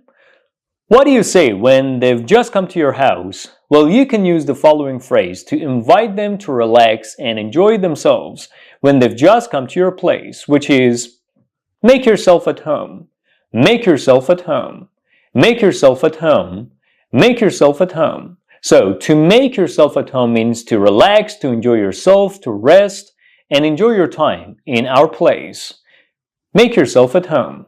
You've had a long flight, so make yourself at home here, and this place is all yours. You've had a long flight, so make yourself at home here. This place is all yours. You've had a long flight. Make yourself at home here, and this place is all yours. Which means, you've had a long flight, and we know how tired you are, so please relax, enjoy yourself, enjoy your time here, enjoy being here. Just take a shower, sleep, enjoy yourself, and enjoy your time. This place is yours. Consider this place your own house, your own home. Make yourself at home and enjoy yourself here.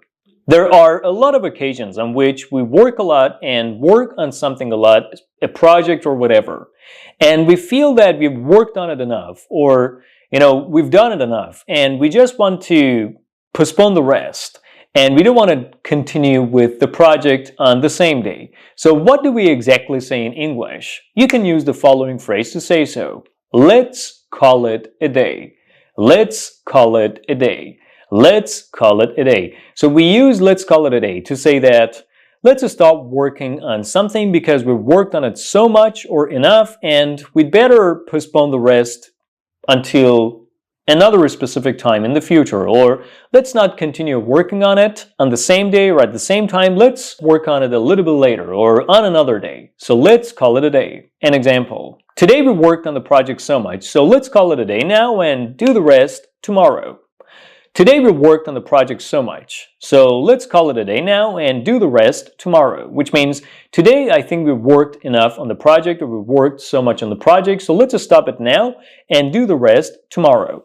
When you want to tell someone that you will update them on something, or you will notify them of any future updates, what do you exactly say? You can use the following phrase. I'll keep you posted. I'll keep you posted. I'll keep you posted. I'll keep you posted means I will notify you of any future updates or of anything happening in the future. An example. If anything happens, I'll keep you posted. If anything happens, I'll keep you posted. If anything happens, I'll keep you posted, which means if anything happens, I will update you on it. I will tell you about it. I will notify you of it. Have you ever been in a situation in which everything is uncertain, nothing has been decided and definite? Then what do you exactly say? You can say, it's up in the air. It's up in the air. It's up in the air. So when we say something is up in the air, it means something is not definite, or something is uncertain, or something has not been decided, or no decision has been made about something, which is why it's indefinite, it's uncertain, and nothing has been done about it. An example. Will you upgrade your car? Well, I don't know. It's up in the air. Will you upgrade your car? Well, I don't know. It's up in the air. Which means I don't know anything about it. We haven't done anything about it. We haven't made any decisions about it. It's not certain. It's uncertain. It's indefinite. We don't know what will happen because nothing has been done about it and no decision has been made about it. And finally, we're getting to the last commonly used conversational English phrase of today's video, which is better late than never. Better late than never. Better late than never. What is the meaning of better late than never? We can use this phrase to tell someone that it's better to do something late than never do it, or than not do it at all. So better late than never. An example. Drive safely and carefully. They always say better late than never. Drive safely and carefully. They always say better late than never, which means drive safely and carefully. It's better to arrive late than never arrive or not arrive at all. Alright guys, that's about all. So in today's video, you learned 20 commonly used conversational English phrases that you can take advantage of and use to speak like native speakers. Now what I want you to do is like this video in support of this channel and its growth. Subscribe if you haven't done so yet, and leave some positive comments down below. I'll be back soon. Hello everyone and welcome back to another video on my YouTube channel. What are we going to talk about in today's video? I'm going to be focusing your attention on the more advanced equivalents, idiomatic equivalents of some of the most commonly used, or rather overused, words that students use on a repeated basis in English, which makes their English sound boring. But thanks to today's lesson, by the end of today's video, you will have learned some advanced idiomatic equivalents of all these simple words that students use repeatedly. Are you ready to take your English to the next level? Of course you are, which is why you're here watching this video. But before we continue with the rest of today's video, I kindly want you to like this video in support of this small YouTube channel to help it grow and get exposed to a larger number of people and students. Subscribe if you haven't done so yet. Leave some positive comments down below as well. Let's get started. The first most commonly overused word is the word help. Like, we use this verb all the time. Help. She helped me. I'll help you. They'll help us. I was helping her. But are there any other equivalents that we can use instead of this word? Of course. Instead of help, you can use the advanced equivalent of to lend someone a hand. To lend someone a hand. To lend someone a hand. When you lend someone a hand, you try to help and assist someone. So to lend someone a hand. An example. I really need some help. Could you lend me a hand? I really need some help. Could you lend me a hand? I really need some help. Could you lend me a hand? Which means I really need some help. Could you help me? Could you assist me? Could you provide me with help and assistance? So instead of repeating the verb help, you can take advantage of its idiomatic equivalent, which is to lend someone a hand. The second commonly used phrase is to do something successfully, right? For example, I did it successfully. You will do it successfully. But a more advanced way of saying so is by saying you come out of something smelling of roses. You come out of something smelling of roses. To come out of something is smelling of roses. So when you come out of something smelling of roses, that means you've done something successfully. You've done something well, and you feel proud of yourself for having done something successfully. So to come out of something is smelling of roses. An example: I hope you come out of your interview smelling of roses. I hope you come out of your interview smelling of roses, which means I hope you do your interview successfully. I hope you meet with success in your interview. So, to come out of something smelling of roses. The other equivalent is to come out on top. To come out on top. To come out on top. To come out on top. When you come out on top, you've done something successfully, or you meet with success in something that you've done. So to come out on top. An example: I know you had a tough exam, but do you think you will come out on top? I know you had a tough exam, but do you think you will come out on top? Which means I know you had a difficult exam, but do you think you've met with success in your exam? Or do you think you've taken your exam successfully? The other commonly overused English word is the adjective expensive. But are there any more advanced equivalents that we can use instead of repeating expensive? The answer is yes. You can say something breaks the bank. Something breaks the bank. Something breaks the bank. When something breaks the bank, it's really expensive. It's very expensive and unaffordable. An example: most electric cars really break the bank. You really need to be rich to afford them. Most electric cars really break the bank. You really must be rich to afford them, which means most electric cars are very expensive. And you gotta have a lot of money, you gotta have deep pockets, and you must be very rich to be able to afford them. So to break the bank. The other more advanced idiomatic equivalent of being very expensive is to cost a fortune. To cost a fortune. To cost a fortune. When we say something costs a fortune, it means something is very expensive. Something breaks the bank. An example: these flights cost a fortune. How can you afford them? These flights cost a fortune. How can you afford them? The third idiomatic equivalent of the adjective expensive is to cost an arm and a leg.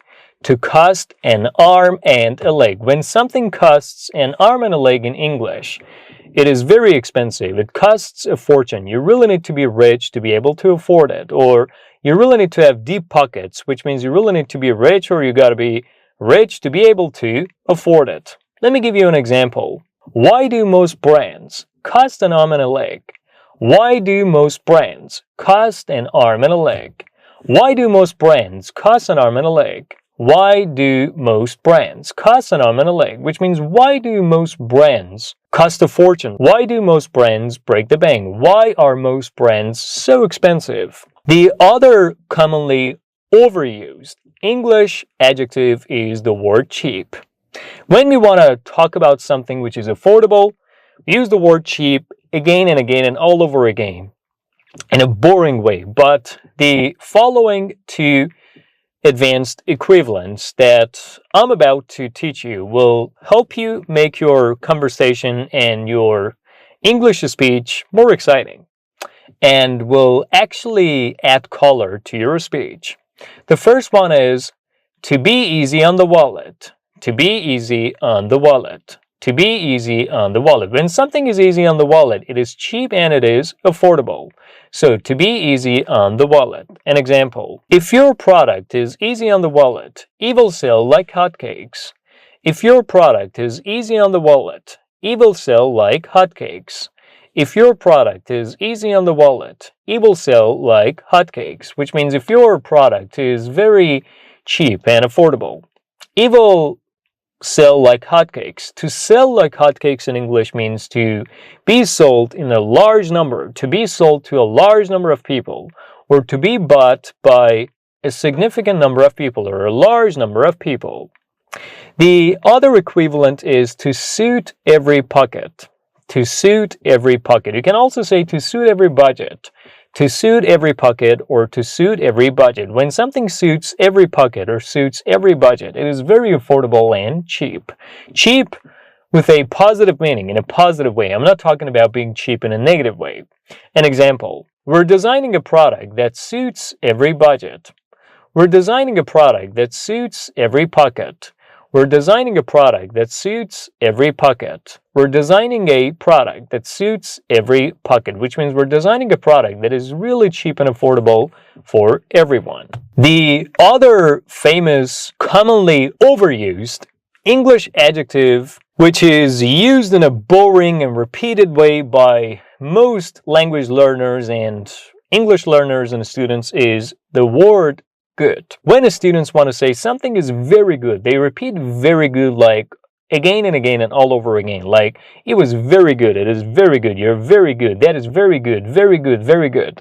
But instead of repeating this word, especially with very, you can take advantage of two advanced equivalents, one of which is out of this world, out of this world, out of this world, out of this world, which means to be very good, to be extremely good and pleasant. So, to be out of this world. An example, you must try this food, it's out of this world.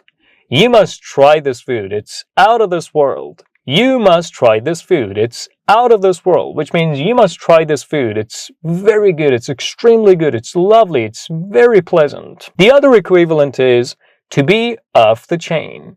To be off the chain. To be off the chain. When something is off the chain, it's very good, it's extremely pleasant, and very good and pleasant. An example, your performance was off the chain. Your performance was off the chain.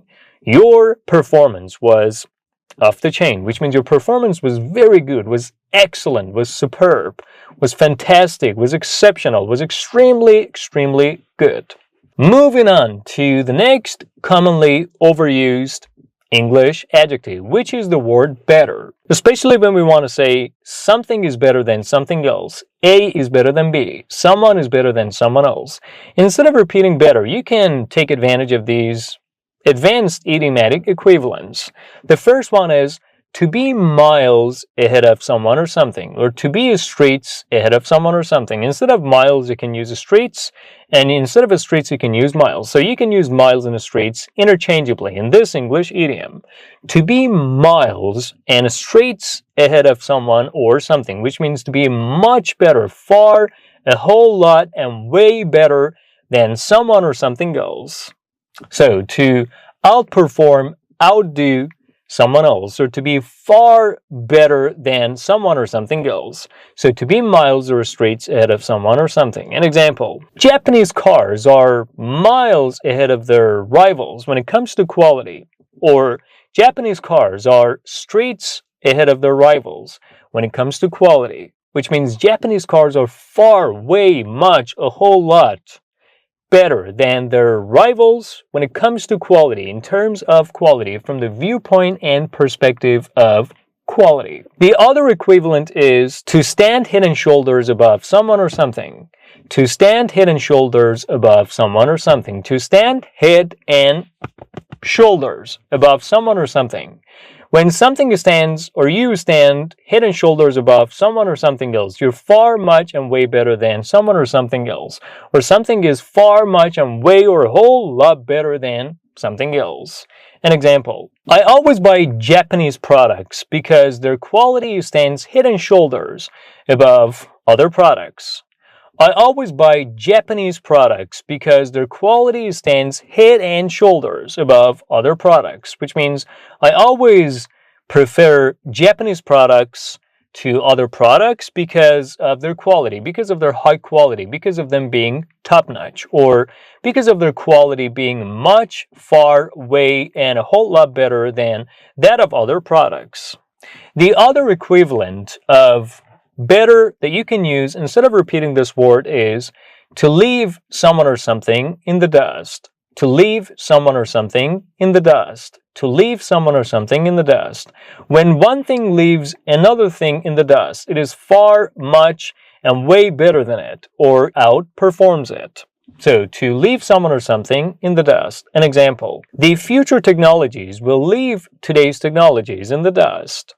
The future technologies will leave today's technologies in the dust. The future technologies will leave today's technologies in the dust, which means the future technologies will be far, much, and a whole lot better than today's technologies. The other equivalent is to leave someone or something standing. To leave someone or something standing. To leave someone or something standing.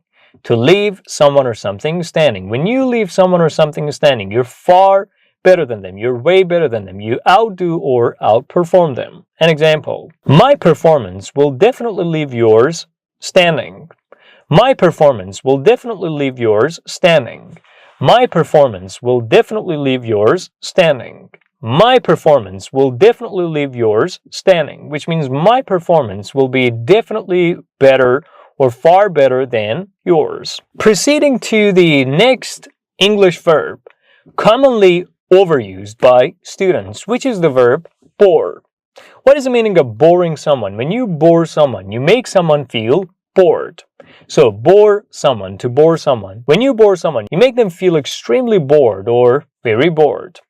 One way of saying you make someone extremely bored or very bored is by trying someone's patience. When you try someone's patience, you make them feel very bored. So, to try someone's patience. To try someone's patience, which means to make someone feel very bored. An example. What is trying your patience in your new job? What is trying your patience in your new job? What is trying your patience in your new job? Which means, what is making you feel very bored and extremely bored in your new job? Proceeding to the next commonly overused English adjective, which is very happy. You do use, you must be using, you must have used, and you will be using this English adjective in a boring and repeated way. But I have 3 other more advanced equivalents of this English adjective that you'd better take advantage of instead of repeating this adjective again and again and all over again. The first of which is to be on top of the world. To be on top of the world. To be on top of the world. To be on top of the world. When someone is on top of the world, they're very happy. They're extremely happy. An example. You're on top of the world today. What is happening? You're on top of the world today. What is happening? You're on top of the world today. What is happening? Which means you're very happy. You're extremely happy today. What is happening? The other equivalent is to be on cloud 9. To be on cloud 9. To be on cloud 9. When you're on cloud 9, you're very happy. You're extremely happy. To be on cloud 9. An example. Once we talk about money, everyone is on cloud 9. Once we talk about money, everyone is on cloud 9. Once we talk about money, everyone is on cloud 9, which means once we start talking about money, everyone feels very happy, extremely happy. And the other advanced equivalent of very happy is to be walking on air. To be walking on air. To be walking on air. To be walking on air. To be walking on air. She's been walking on air since she found her dream husband. She's been walking on air since she found her dream husband. She's been walking on air since she found her dream husband, which means she's been extremely happy since she found her dream husband. Alright, now let's get to the next commonly used English adjective by students. The adjective tired, very tired.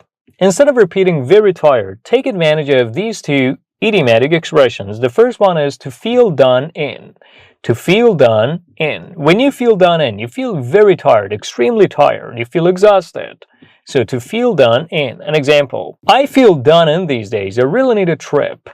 I feel done in these days. I really need a trip. I feel done in these days. I really need a trip, which means I feel really tired, extremely tired, very tired these days. I really need to go on a trip. The other equivalent is to be spent, to be spent, to be spent. When someone is spent, they're extremely tired, they're very tired, they're exhausted. An example, I'm all spent today. All I need is just some rest. I'm all spent today. All I need is just some rest. I'm all spent today. All I need is just some rest, which means I'm extremely tired. I'm exhausted. All that I need is just some rest. All that I need to do is just get some rest. Getting to the next commonly overused English verb, which is the verb agree. To agree with someone. But I have some good news for you. You can take advantage of the following English idioms instead of repeating the verb agree, like again and again and all over again. So instead of saying, I agree with you, I agree with you, I agree with you, you can use these English idioms. The first one is to see eye to eye with someone.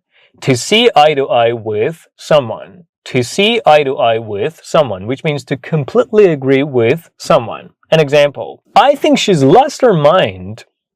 What do you think? I think she's lost her mind. What do you think? Well, I see eye to eye with you. She's not herself anymore. I see eye to eye with you. She's not herself anymore, which means I completely agree with you. She's not herself anymore. She's out of her mind. She's lost her mind. The other English phrase that you can use instead of I agree with you is I'm of one mind with you. I am of one mind with you. I am of one mind with you, which means you and I think alike, and I think in the same way as you do about something, or I have the same opinion on something as you have, and I completely agree with you. An example, I think the world economy is failing. I think the world economy is failing. What do you think? Well, I'm of one mind with you. I'm of one mind with you. I think the world economy is failing. What do you think? Well, I'm of one mind with you, which means I completely agree with you. And finally, we're getting to the last commonly overused English verb of today's video, which is the verb annoy. Whenever someone does something that upsets us, or something that makes us angry, something that tries our patience, something that makes us feel annoyed or annoys us, we resort to using the verb annoy, like she annoyed me. I hope I don't annoy you. I hope you don't find what I'm saying annoying. I don't want to be annoying you. Instead of repeating the verb annoy, you can use these idiomatic expressions. The first one is to get on someone's nerves. To get on someone's nerves. To get on someone's nerves. When you get on someone's nerves, you behave in a way that annoys them or upsets them or gets them angry, makes them feel aggressive, or tries their patience, and in a way that they can no longer tolerate you and your behavior. An example, please behave yourself, you're getting on my nerves. Please behave yourself, you're getting on my nerves. Please behave yourself, you're getting on my nerves. Please behave yourself, you're getting on my nerves, which means please try to behave better, try to act better, try to control your behavior or be in control of your behavior and try to be on your best behavior. You're annoying me. You're getting on my nerves. The other advanced equivalent is to get on the wrong side of someone. To get on the wrong side of someone. To get on the wrong side of someone. When you get on the wrong side of someone, you make them feel angry. You make them feel upset. You upset them, annoy them. You behave in a way towards them that makes them feel annoyed, upset, and also you've behaved towards them, or you're behaving towards them in a way that you're trying their patience and you're making them feel bored in a way that they can no longer tolerate you and they're about to react to your wrong behavior. An example, what gets on the wrong side of me most is his childish behavior. What gets on the wrong side of me most is his childish behavior, which means what annoys me most, what upsets me most, what makes me angry most, what exasperates me most is his childish behavior. And finally, the other idiomatic equivalent is to get under someone's skin. To get under someone's skin. To get under someone's skin. When you get under someone's skin, you constantly annoy them, you constantly upset them, you constantly anger them or make them feel angry. You constantly get on their nerves or get on the wrong side of them. An example, if you keep getting under my skin, you leave me with no choice but to break up with you, which means if you keep annoying and upsetting me, you leave me with no choice but to break up with you and not talk to you anymore or see you anymore or talk to you on the phone anymore. And that's about it, guys. In today's video, you learn some more advanced equivalents of all these overused English words, including adjectives and verbs, that you've been repeating in an annoying way or in a boring way. Now what I kindly want you to do is like this video. Now that you've kept watching this video up to this point, subscribe if you haven't done so yet and leave some positive comments down below. I'll be back soon. I'm Kamani here, folks, and welcome back to another video on my YouTube channel. Today in this YouTube video, what you're going to learn is 11 idiomatic expressions that you can use when it comes to shopping or when you go shopping. So let's get started with the first one, which is to go on a shopping spree.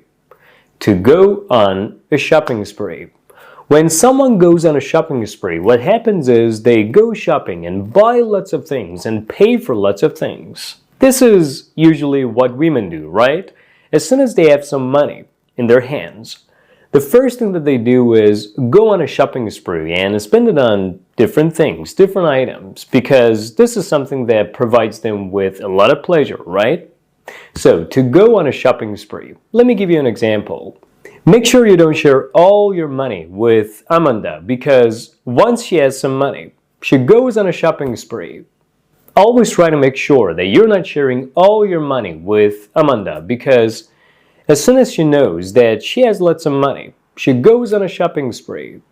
Always make sure that you're not sharing your money with Amanda, because once she makes sure that she has lots of money, she goes on a shopping spree, which means Amanda goes shopping and buys lots of things, usually things that you don't really need or unnecessary things. Alright, let's move on to the second idiom that you can use when it comes to shopping, which is to get your money's worth.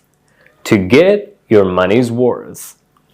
When you get your money's worth, you bought something that is worth the money that you paid for it. Or you buy something which is worth it, or you buy something at a fair price or at a reasonable price, or you've paid for something and bought something that suits you, that meets your needs, or that you believe is valuable. So to get your money's worth means to buy something that is worth the money that you paid for it. Let me give you an example. My father always makes sure that he's getting his money's worth when he goes shopping. My father always makes sure that he's getting his money's worth when he goes shopping. What about you? Does it really matter to you that you get your money's worth when you go shopping, or you think you only go shopping to have fun, or just for the hell of it, or just for the fun of it? I personally always do my best to make sure that I'm getting my money's worth when I go shopping, because I don't want to waste the money that I have earned with lots of difficulties. So I always do my best and attach a great deal of importance to getting my money's worth by buying valuable things and things which are worth the money that I'm paying for them. Alright, now we're getting to the third idiomatic expression, which is to buy a pup. To buy a pup. When you buy a pup, what happens is you buy something which is worthless or which is not worth the money that you've paid for it. So this idiom is kind of opposite of the previous idiom that I taught you.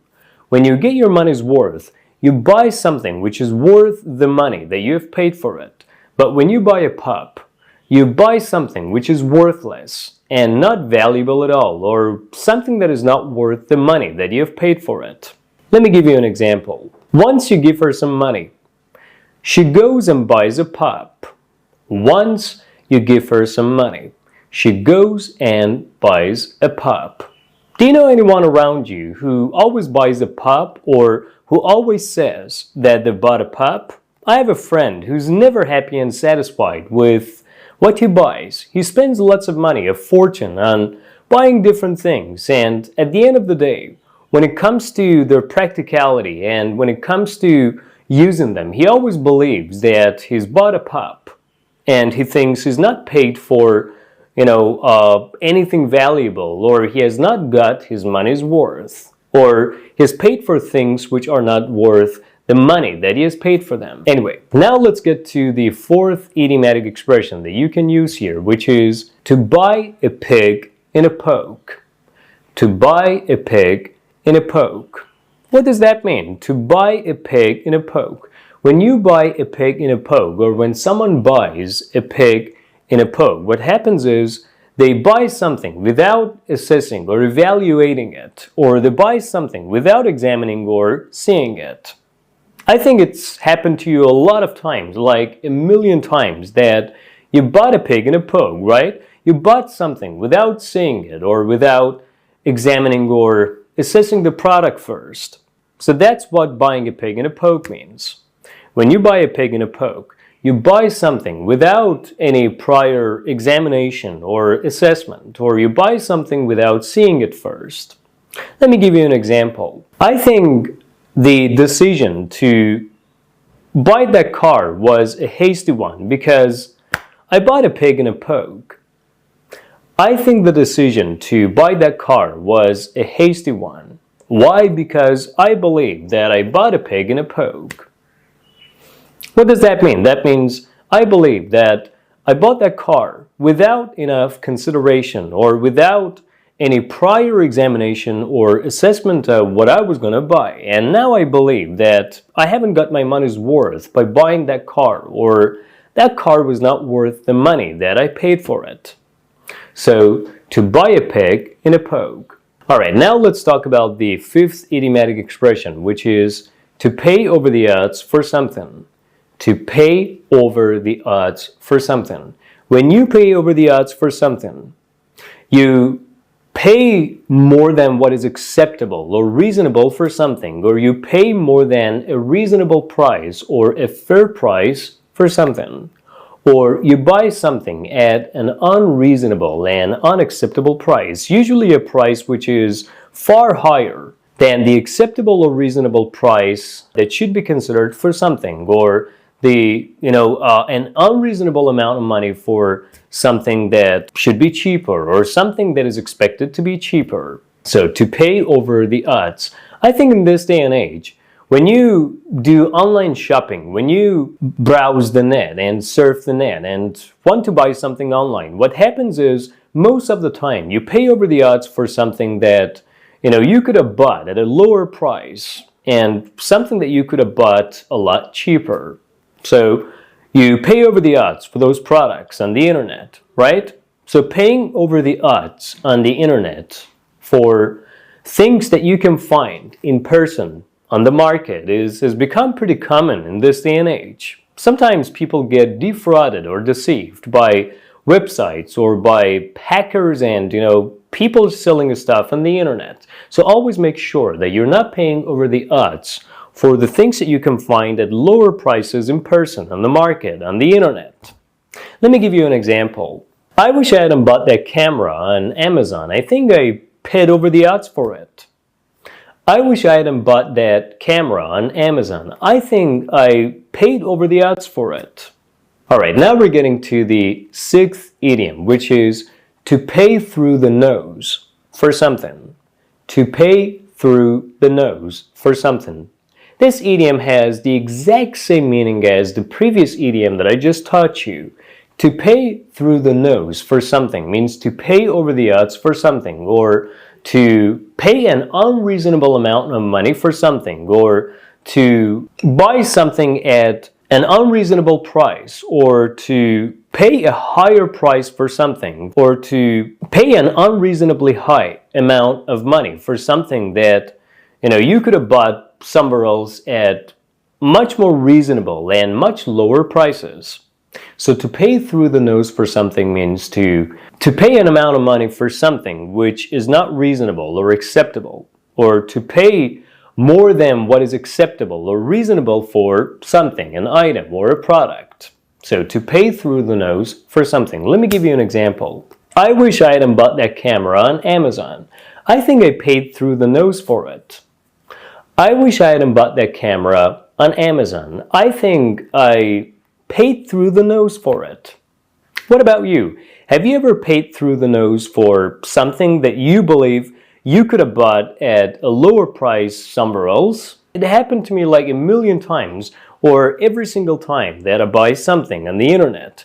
I always believe that if I had searched more, and if I had spent more time surfing the net, or browsing around the shops myself in person, I could have bought the same item at lower prices or at much more reasonable prices.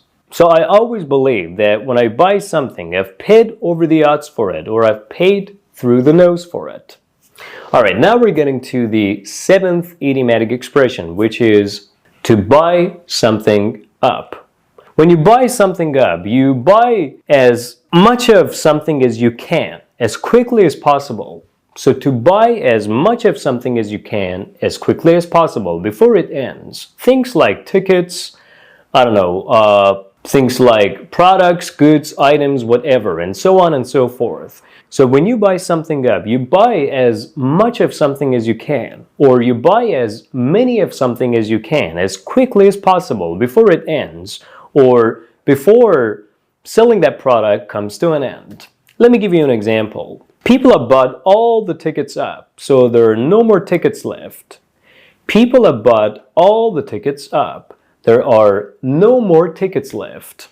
Sorry, there are no more tickets left. People have bought all the tickets up. All right, now we're getting to the 8th idiomatic expression in this regard, which is to buy something on easy terms. To buy something on easy terms. To buy something on easy terms. When you buy something on easy terms, you buy something but pay for it over a long period of time.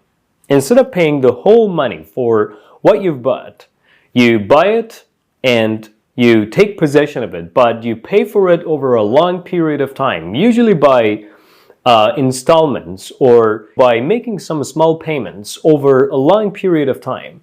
So that's how you buy something on easy terms. Have you ever bought something on easy terms? I think nowadays most people would rather buy things or buy anything that they need on easy terms because they find it a lot easier to pay the things that they bought off and pay for them. So to buy something on easy terms means to buy something and take possession of it, but to pay for it over a long period of time by making small payments. Let me give you an example. Do you see that Ford Mustang over there? I bought it on easy terms. Do you see that Ford Mustang over there? That's mine. I bought it on easy terms. Who in their right mind would buy something by paying the whole price first? In this day and age, most people are looking for opportunities to come along or come up and buy things on easy terms. So most people are interested in buying things on easy terms.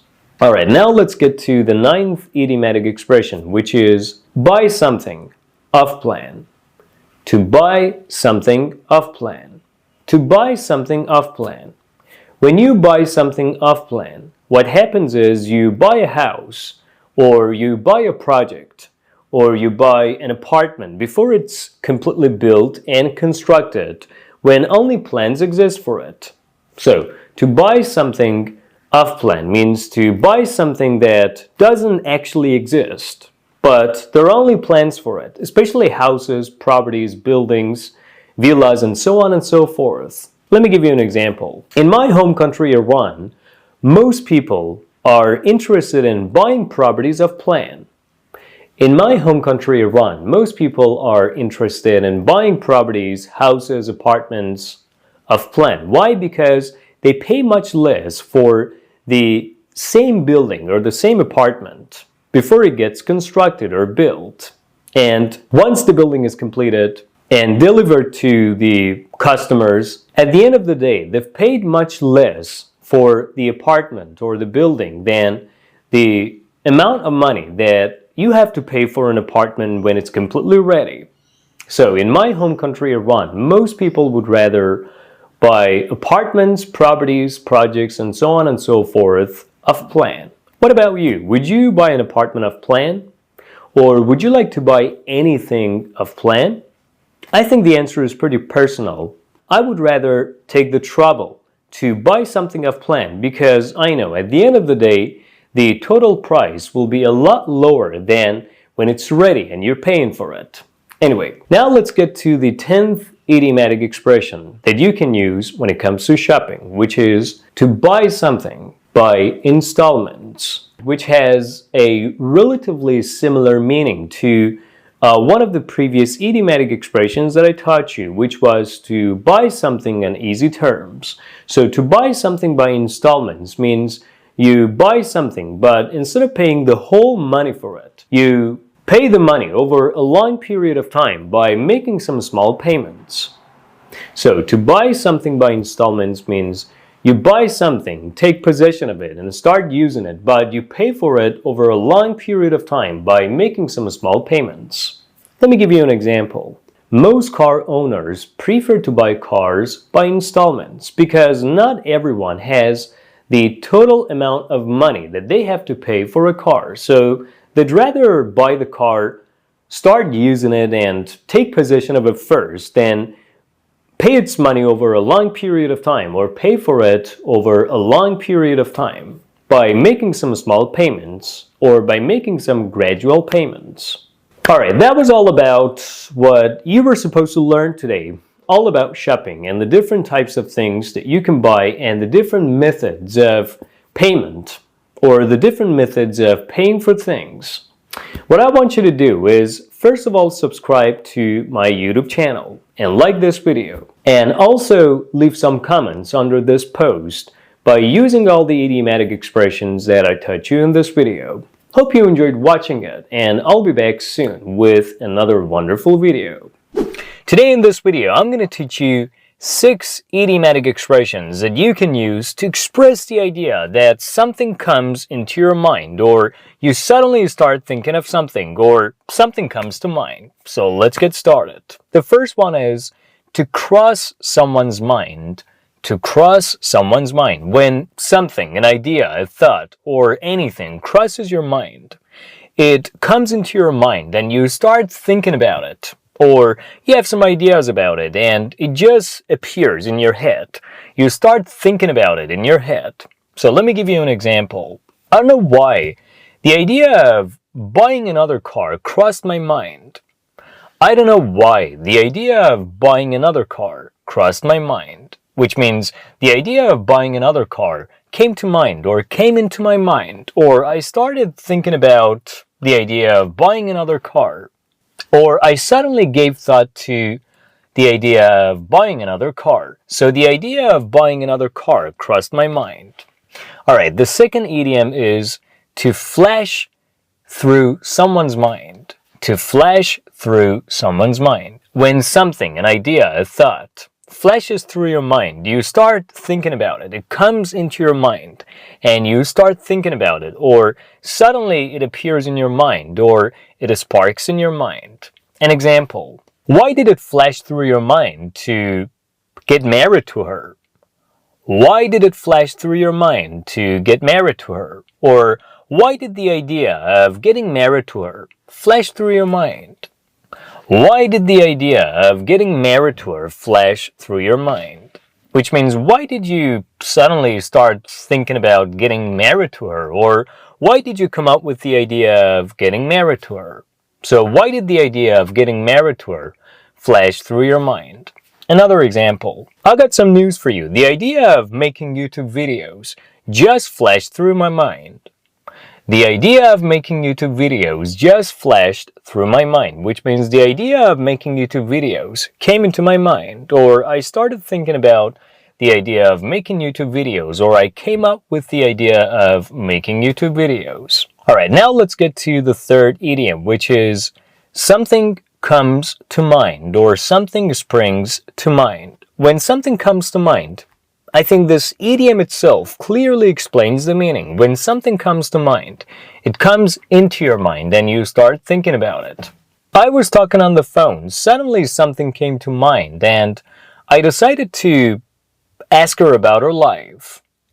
I was talking on the phone. Suddenly something came to mind and I decided to ask her about her life, which means the idea of asking her about her personal life came into my mind, or I started thinking about asking her some questions about her personal life. Alright, now let's get to the fourth idiom, which is something hits or strikes you. Something hits or strikes you. When something hits you, when a thought, an idea, or something hits you or strikes you, you suddenly start thinking about it, or you start coming up with some ideas about it. So when something hits you or strikes you, you start thinking about it, or it suddenly comes into your mind. An example. As I was working, the idea of finding a better job hit me. As I was working, the idea of finding another job hit me, or the idea of finding another job struck me. So as I was working, the idea of finding another job hit me or struck me. You know, the past participle and the past form of the verb strike is struck. Strike, struck, struck. So as I was working, the idea of finding another job struck me or hit me. Let me give you one more example. It never hit me or struck me that I could easily borrow a car.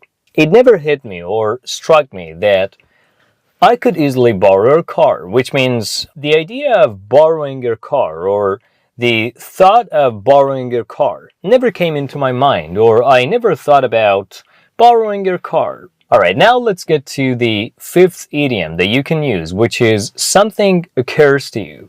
Something occurs to you. When something occurs to you, it comes into your head, or you suddenly start thinking about it. So something occurs to you. One example. I don't know why it never occurred to me that I could have stayed there longer. I don't know why it never occurred to me that I could have stayed there longer. I don't know why it never occurred to me that I could have stayed there longer, which means I don't know why the idea of staying there never came into my mind, or I don't know why I didn't think about staying there longer. And finally, we're getting to the last and the sixth idiom that you can use to say that something suddenly comes into your mind, or you suddenly start thinking about something, which is something pops into someone's head. Something pops into someone's head. When something pops into your head, you suddenly start thinking about it. You suddenly start coming up with some ideas about it, or it occurs to you, or it hits you, or it strikes you, or let's say it flashes through your mind. I'm just making sentences by using all the previous idiomatic expressions to give you the opportunity to go over those previous idioms in your mind. Anyway, so something pops into your head. An example. Why did it pop into your head to travel to Dubai? Why did it pop into your head to travel to Dubai? Which means, why did you come up with the idea of traveling to Dubai? Or why did you think about traveling to Dubai?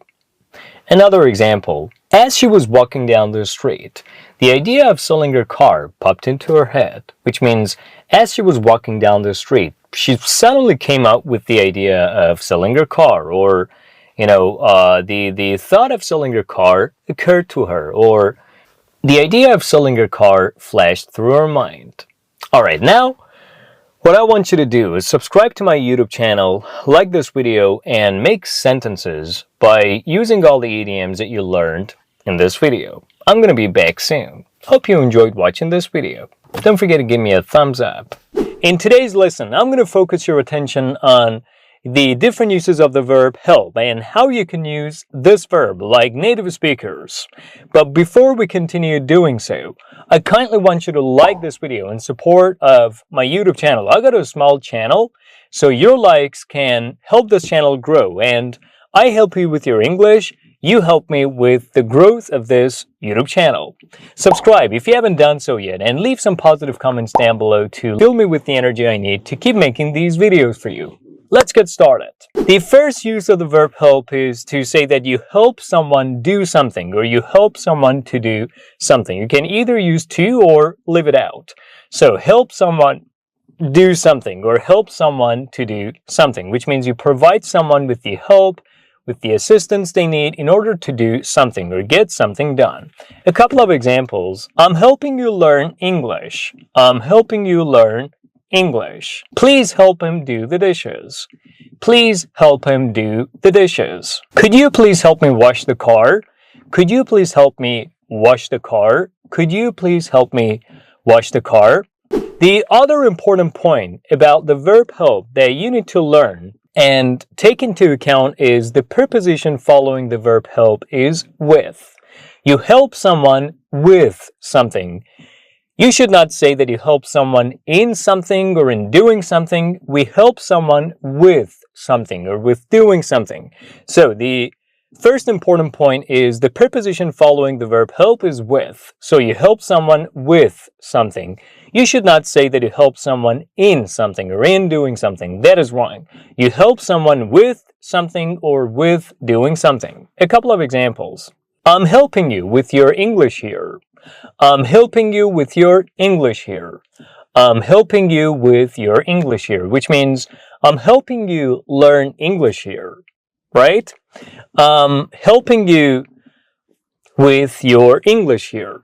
Could you please help me with moving the chair? Could you please help me with moving the chair? Could you please help me with moving the chair? Here, most students mistakenly and incorrectly say, could you please help me in moving the chair, which is grammatically wrong. You cannot say you help someone in doing something. You help someone with something or with doing something. So could you please help me with moving the chair? This is the correct form. So this was the second point about the verb help. The other important point about the verb help is we can use this expression to help yourself to something. Help yourself to something, to say that someone is allowed to eat or have as much of something as they desire or want, especially when we're trying to offer them food. So when you want to offer someone food, when you want to politely, kindly, and respectfully offer someone food and tell them that they're allowed to take, eat, or have as much of a certain type of food as they want and desire, you can use this expression, help yourself to something. Help yourself to something. So help yourself to something. A couple of examples. I have cooked some delicious cake. Please help yourself to it. I have cooked some delicious cake. Please help yourself to it. I have cooked some delicious cake. Please help yourself to it.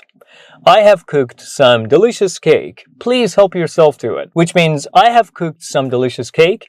You can have as much of it as you want. You can have or eat or take as much of it as you desire. So you're trying to offer someone food. Now by saying, I have cooked some delicious food, help yourself to it. I'm trying to say, I have cooked a delicious cake and you can have as much of it as you want or desire. So I have cooked some delicious cake. Please help yourself to it, which means please have as much of it as you want. Eat or take as much of it as you want. I'm trying to offer you some delicious cake that I have cooked. The other example. Why don't you help yourself to my homemade cookies? Why don't you help yourself to my homemade cookies? Why don't you help yourself to my homemade cookies? Why don't you help yourself to my homemade cookies? Which means, why don't you eat or have or take as much of my homemade cookies as you want? They're very delicious.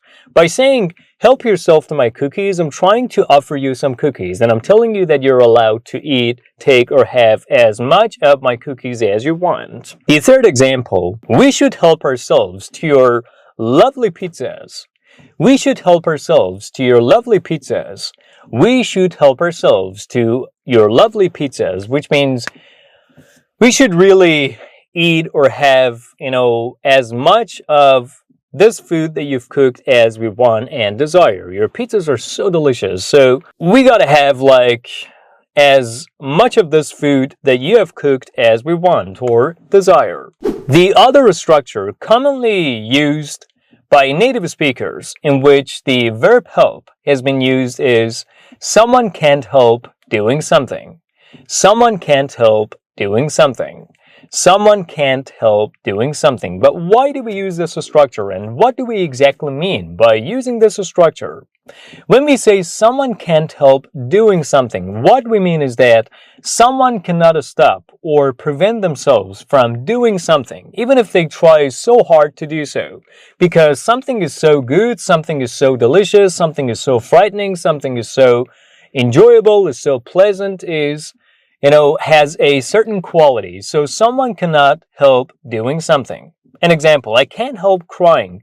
The movie is so sad, which means I cannot stop myself from crying because the movie is so sad. Or let's say, I can't help drinking cold water. The weather is so hot, which means I cannot stop myself or prevent myself from drinking cold water because the weather is so hot. So let me provide you with 3 examples. I can't help looking at this girl. She's so beautiful. I can't help looking at this girl. She's so beautiful. I can't help looking at this girl. She's so beautiful, which means I cannot stop or prevent myself from looking at this girl because she looks so beautiful. The other example.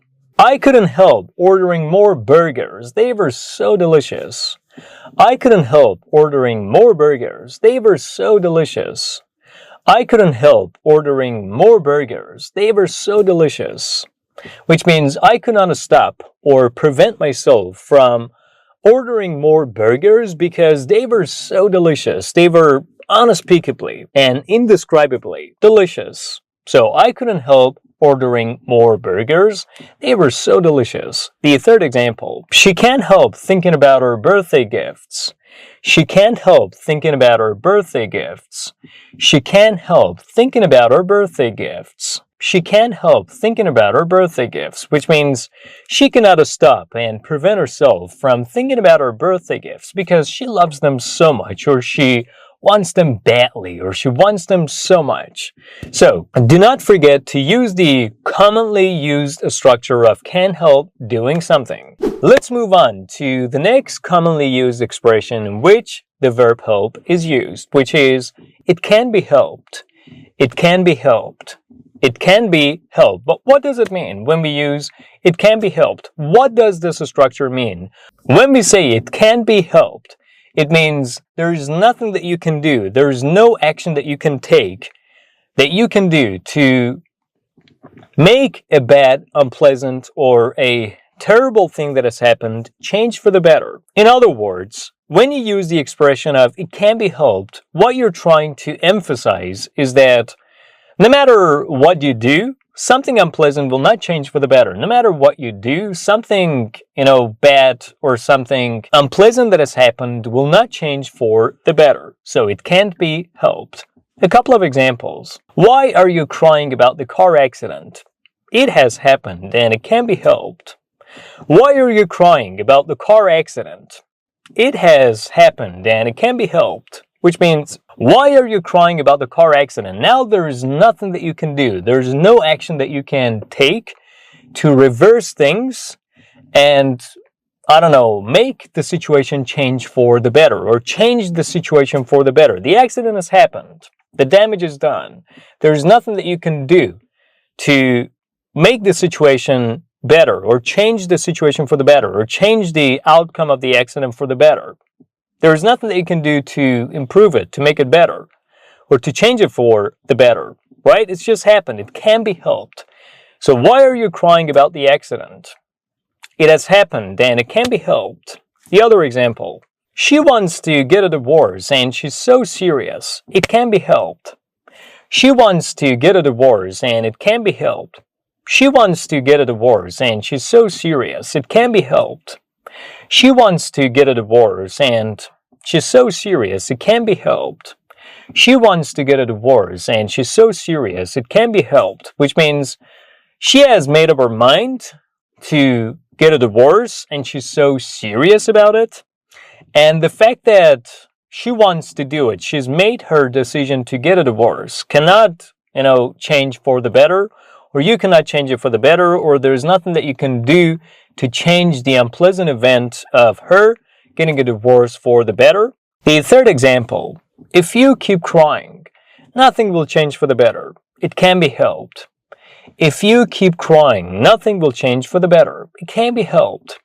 If you keep crying, nothing will change for the better. It can be helped, which means if you keep crying, you're not changing anything for the better. You're not doing anything positive. You're not trying to better the situation.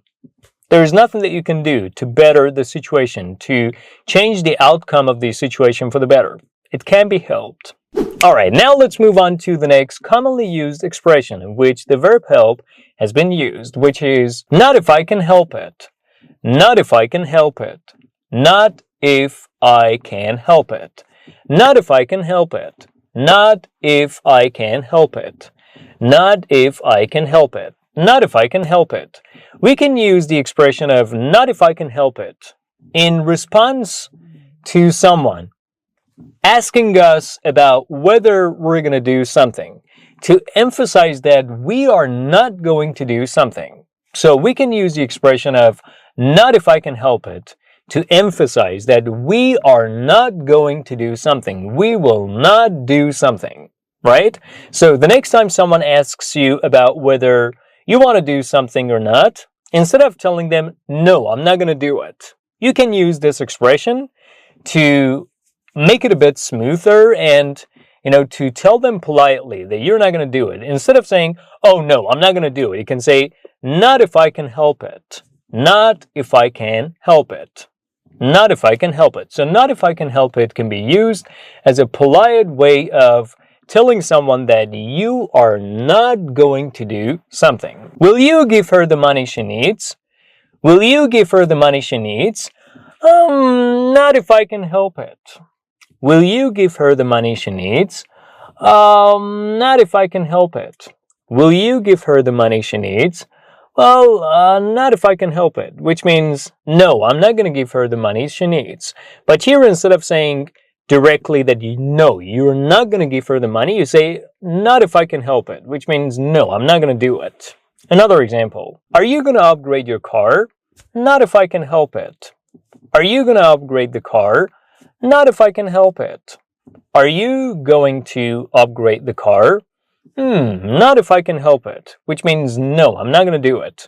But instead of directly saying that you're not going to do it, you're trying to make it a bit, politer, and you're trying to, smooth it a little bit by saying, not if I can help it. Instead of directly saying, no, I'm not going to do it.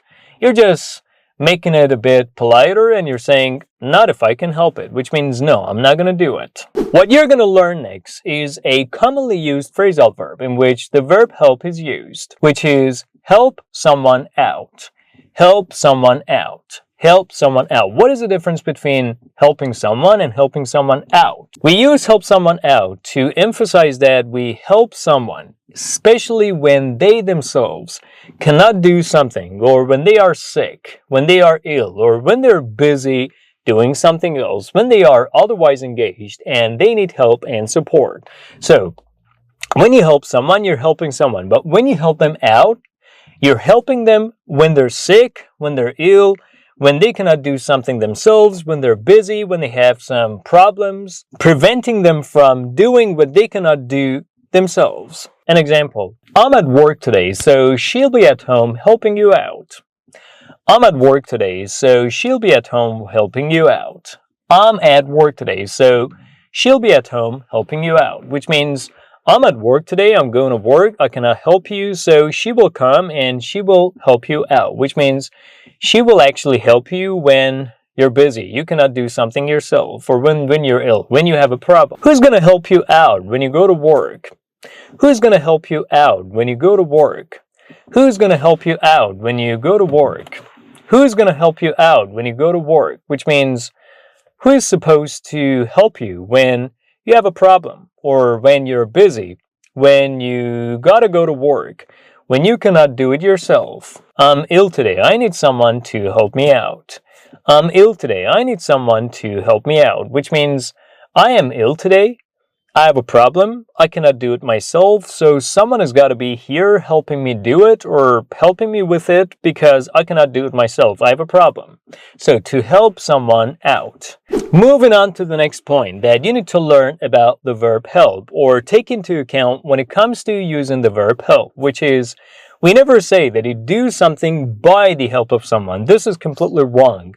The preposition that we use to say that you do something because someone has helped you do it is with the help of someone, with the help of someone, with the help of someone. So you do something with the help of someone or something. You do something with the help of someone or something. So the correct preposition is with, not by. So do not say by the help of someone, by the help of something. Always say with the help of someone, with the help of something. A couple of examples. She passed her test with the help of her teacher. She passed her test with the help of her teacher. She passed her test with the help of her teacher. So we don't say she passed her test by the help of her teacher. You can speak English better with the help of these lessons. You can speak English better with the help of these lessons. But we don't say you can speak English better by the help of these lessons. That is completely wrong. So don't use by, always use with. Alright guys, that's about all. So in today's video, you learned all the important points that you need to take into consideration when it comes to using the verb help. So the next time that you want to use the verb help, make sure that you're taking advantage of these points and tips that I shared in today's video to sound like native speakers or to use the verb help in the same way as native speakers do. Now what I kindly want you to do is like this video in support of my YouTube channel to help it grow and turn into a big YouTube channel. Subscribe if you haven't done so yet and leave some positive comments down below. I'll be back soon. Ask someone out, ask someone over, ask someone about something, ask someone for something, ask someone in, be asking for trouble, ask after someone. Which of them should we use? Ask in, ask about, ask for, ask about. They're very confusing. Oh my god, English is so confusing. Guys, in today's video, I'm going to teach you how to use the verb ask in different situations and what the differences are between ask someone over, ask someone in, ask after someone, ask someone for something, and all these different forms of the verb ask. Are you ready? Of course you are. But before we continue, I kindly want you to like this video, subscribe. Let's get started. The most basic and fundamental use of the verb ask is to write to someone or speak with someone to get information or get an answer. A couple of examples. Can I ask a question? Can I ask a question? Which means can I ask a question? I have a question. Can I ask a question? What did you ask me? What did you ask me? What did you ask me? What did you ask me? She asked if I could help her. She asked if I could help her. She asked if I could help her, which means the question that she had for me was whether I could help her. So she asked if I could help her. This is the most basic use of the verb ask. But what about the other forms of the verb ask? How does its meaning change when it's followed by prepositions? That's exactly what we're going to be discussing in today's video.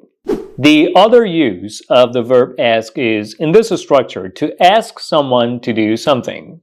To ask someone to do something. When you ask someone to do something, you want them to do something for you. You make a request, or you want something to get done, or you want someone to do something. So to ask someone to do something. A couple of examples. Can I ask you to help me? Can I ask you to help me? Can I ask you to help me? Which means can I want you to help me? Who asked you to do it? Who asked you to do it? Who asked you to do it? Which means who wanted you to do it? My father always asks me to help him wash his car. My father always asks me to help him wash his car. My father always asks me to help him wash his car, which means my father always wants me to help him wash his car. The other form of the verb ask is when it is followed by the preposition for, to ask someone for something. To ask someone for something. To ask someone for something. But what is the meaning of asking someone for something? Or what does it mean when you ask someone for something? To ask someone for something means to want someone to give you something, or to want something to be given to you, or to want someone to give you something. For example, to ask for money means to want someone to give you money. To ask for food means to want someone to give you food. To ask for help means to want someone to give you help. A couple of examples. Can I ask you for help? Can I ask you for help? Can I ask you for help? Which means, can I want you to give me help? Or can I want you to provide me with help? She always calls me to ask me for money. She always calls me to ask me for money. She always calls me to ask me for money, which means she always calls me and asks me to give her money. She always calls me and wants me to give her money. Never ask anyone for food. Never ask anyone for food, which means never ask anyone to give you food or to provide you with food. Right? So to ask someone for something means to ask someone to give you something, or to want someone to provide you with something, or to give you something. The other structure in which the verb ask is used is when it's followed by the preposition after. To ask after someone. To ask after someone. To ask after someone. But what is the meaning of asking after someone? When you ask after someone, you want to know whether someone is well, someone is doing well or not. You call someone or make an inquiry about how they feel or whether they're doing well. So to ask after someone. An example. She's unwell. We'd better call her and ask after her. She's unwell. We'd better call her and ask after her. She's unwell. We'd better call her and ask after her, which means she's unwell. She doesn't feel well. Apparently she's ill and she's sick. So we better call her and make sure how she's doing. Make sure whether she's fine and find out whether she's got better. So we better call her and ask after her. Thanks for after asking me. I'm fine. Thanks for asking after me. I'm fine. Thanks for asking after me. I'm fine. Thanks for asking after me. I'm fine. Thanks for asking after me. I'm fine. Which means, thank you for making an inquiry about whether I'm fine or not. I'm fine. I'm doing well. Thank you for trying to find out about me, about whether I'm doing well or not. I'm fine. I'm doing well. Did she ask after me on the phone too? Did she ask after me on the phone too? Did she ask after me on the phone too? Did she ask after me on the phone too? Which means, did she make an inquiry about whether I was fine too? Did she try to find out how I was doing, whether I was well too on the phone? The other form of the verb ask is to ask someone out. When it's followed by the preposition out, to ask someone out. To ask someone out. What is the meaning of asking someone out? To ask someone out. When you ask someone out, you usually ask someone or want someone that you have a relationship with, or you want to start a relationship with, to go to a restaurant with you, or to come out with you, or to go to the cinema with you, or to do something together outside. So you ask someone out. He's looking for an opportunity to ask her out. He's looking for an opportunity to ask her out. He's looking for an opportunity to ask her out, which means he's looking for an opportunity to come up, to ask her to go out with her, or to ask her to go to a restaurant with her, or to ask her to go to the cinema with her, or to go out together and do something together. What will you do if she asks you out? What will you do if she asks you out? What will you do if she asks you out? What will you do if she asks you out? Which means, what will you do if she wants you to go out with her? If she wants you to go to a restaurant with her? What will you do if she asks you out? I'm calling you to ask you out. I'm calling you to ask you out. Which means I'm calling you to ask you to come out with me, or to ask you to go to a restaurant together, or to do something together outside. So I'm calling you to ask you out. Have you ever asked someone out? Of course you must have. Like, each and every single one of us must have asked someone out to say the least, once in our life, right? You must have been in a relationship in your life. So if you've been in a relationship in your life, then you definitely have the experience of asking someone out. How did it feel when you asked someone out? What did you do together? I want you to type them down below in the comment section. The other structure in which the verb ask is used is to ask someone over when it's followed by the preposition over. To ask someone over. To ask someone over. To ask someone over. What does it mean when you ask someone over? When you ask someone over, you invite someone to your home, to your house. You want them to come to your house to have something together, or you invite them for lunch, for breakfast, for dinner, and you want them to come to your place and have something together. So to ask someone over, to ask someone over. The previous structure was to ask someone out, but this one is to ask someone over, which means you ask them to come to your house, or you invite them to come to your house and you prepare lunch, dinner, or something for them. I usually ask my parents over on weekends. I usually ask my parents over on weekends. I usually ask my parents over on weekends, which means I usually invite my parents to come to my house on weekends. When was the last time you asked your friends over? When was the last time you asked your friends over? When was the last time you asked your friends over? Which means when was the last time that you invited your friends to come to your home, to come to your place? I never invite my family members to a restaurant. I always ask them over. I never invite my family members to a restaurant. I always ask them over. I never invite my family members to a restaurant. I always ask them over, which means I never invite my family members to go to a restaurant together. I always invite them to my house, to my place, because they're my family members. I have a close relationship with them. I don't like to invite them to a restaurant, or I like to ask them over. I like to invite them over. I like to see them in my own place of living, in my house, and spend some lovely moments with them. Alright guys, so these are all the different uses of the verb ask. Let's review them together, right? The first one was to ask something, to ask a question. The second was to ask someone to do something. To ask someone to do something. The third was to ask for something. To ask for something. To ask for something.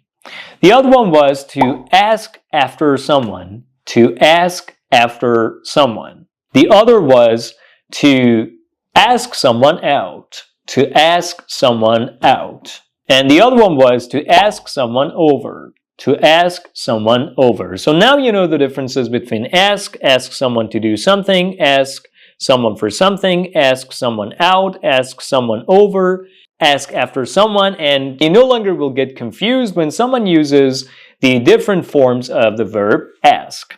Now I kindly want you to like this video if you enjoyed watching it, which you absolutely did. Subscribe if you haven't done so yet. Turn on the notification bell and leave some positive comments down below.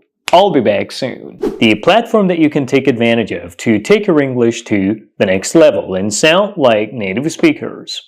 In today's video, I want to be focusing your attention on some alternatives to the word if that you can use instead of repeating if in English. Are you ready? Of course you are. But before we continue with the rest of today's video, please like this video in support of your English teacher, in support of me, and this YouTube channel.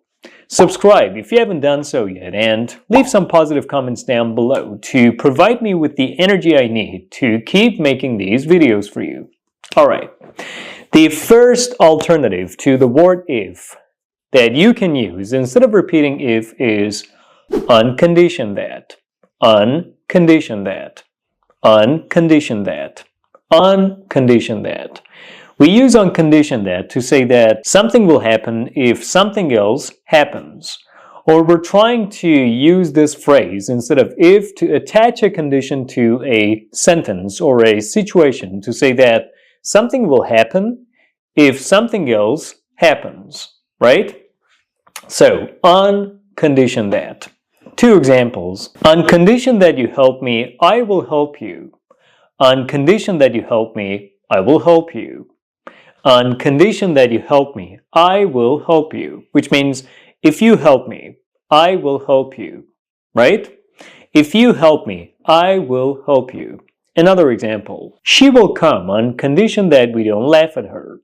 She will come on condition that we don't laugh at her. She will come on condition that we don't laugh at her, which means she will come if we do not laugh at her, right? So we can simply use on condition that instead of if, instead of repeating if again and again and all over again, which is beautiful, fantastic, isn't it? Of course it is. So let's move on to the next alternative to the word if that we can use instead of saying this word again and again and all over again, which is provided that, provided that, provided that, provided that. Keep in mind that this phrase does not express the same meaning as the word provide. So it's not talking about preparing something, supplying something. No. Provided that is a phrase that we can use at the beginning of sentences to express the same meaning as if. So it has the same meaning as if, provided that is used to attach a condition to a situation or to a sentence. Provided that. Two examples. My mother feels happy provided that I feel happy. My mother feels happy provided that I feel happy. My mother feels happy provided that I feel happy. My mother feels happy provided that I feel happy, which means if I feel happy, my mother feels happy. Or on condition that I feel happy, my mother feels happy. Another example, provided that we help each other, we can grow. Provided that we help each other, we can grow. Provided that we help each other, we can grow, which means if we help each other, we can grow, or on condition that we help each other, we can grow. The next phrase that we can use instead of if is providing that, providing that, providing that. I know, providing that is pretty similar to provided that, right? So instead of if, we can use on condition that, provided that, or providing that. So providing that is similar to provided that and can be used in the same way to express the same meaning as if, providing that. Two examples. I will spend money providing that I make it. I will spend money providing that I make it. I will spend money providing that I make it. I will spend money providing that I make it, which means if I make money, I will spend money. Or I will spend money if I make it. Another example. We can learn English providing that we make effort. We can learn English providing that we make effort. We can learn English providing that we make effort. We can learn English providing that we make effort. We can learn English providing that we make effort, which means if we make effort, we can learn English. If we put effort into learning English, we can learn this language. Or on condition that we make effort, we can learn this language. Getting to the next phrase that you can use instead of if, which is as long as, as long as, as long as, as long as. As long as is a phrase used to attach a condition to a situation or to say that something will happen if something else happens. So this phrase can be used instead of if, as long as. Two examples. As long as you don't think positive, you can't succeed. As long as you don't think positive, you can't succeed. As long as you don't think positive, you can't succeed, which means if you don't think positive, you can't succeed. Provided that you don't think positive, you can't succeed. Or providing that you don't think positive, you can't succeed. Another example. She loves me as long as she needs me. She loves me as long as she needs me. She loves me as long as she needs me. She loves me as long as she needs me, which means she loves me if she needs me. She loves me on condition that she needs me. She loves me providing that she needs me. So as long as can be used instead of if. Getting to the next phrase that we can use instead of if, which is on the understanding that, on the understanding that, on the understanding that, On the understanding that. And the understanding that can be used with the same meaning as if to express the same idea as if. On the understanding that. On the understanding that. Two examples. On the understanding that you work, you can make money. On the understanding that you work, you can make money. On the understanding that you work, you can make money. On the understanding that you work, you can make money, which means if you work, you can make money. Provided that you work, you can make money. Providing that you work, you can make money. Or, as long as you work, you can make money. The other example, she won't marry you on the understanding that you lie to her. She won't marry you on the understanding that you lie to her. She won't marry you on the understanding that you lie to her. She won't marry you on the understanding that you lie to her. She won't marry you on the understanding that you lie to her, which means if you lie to her, she won't marry you. Provided that you lie to her, she won't marry you. Providing that you lie to her, she won't marry you. On condition that you lie to her, she won't marry you.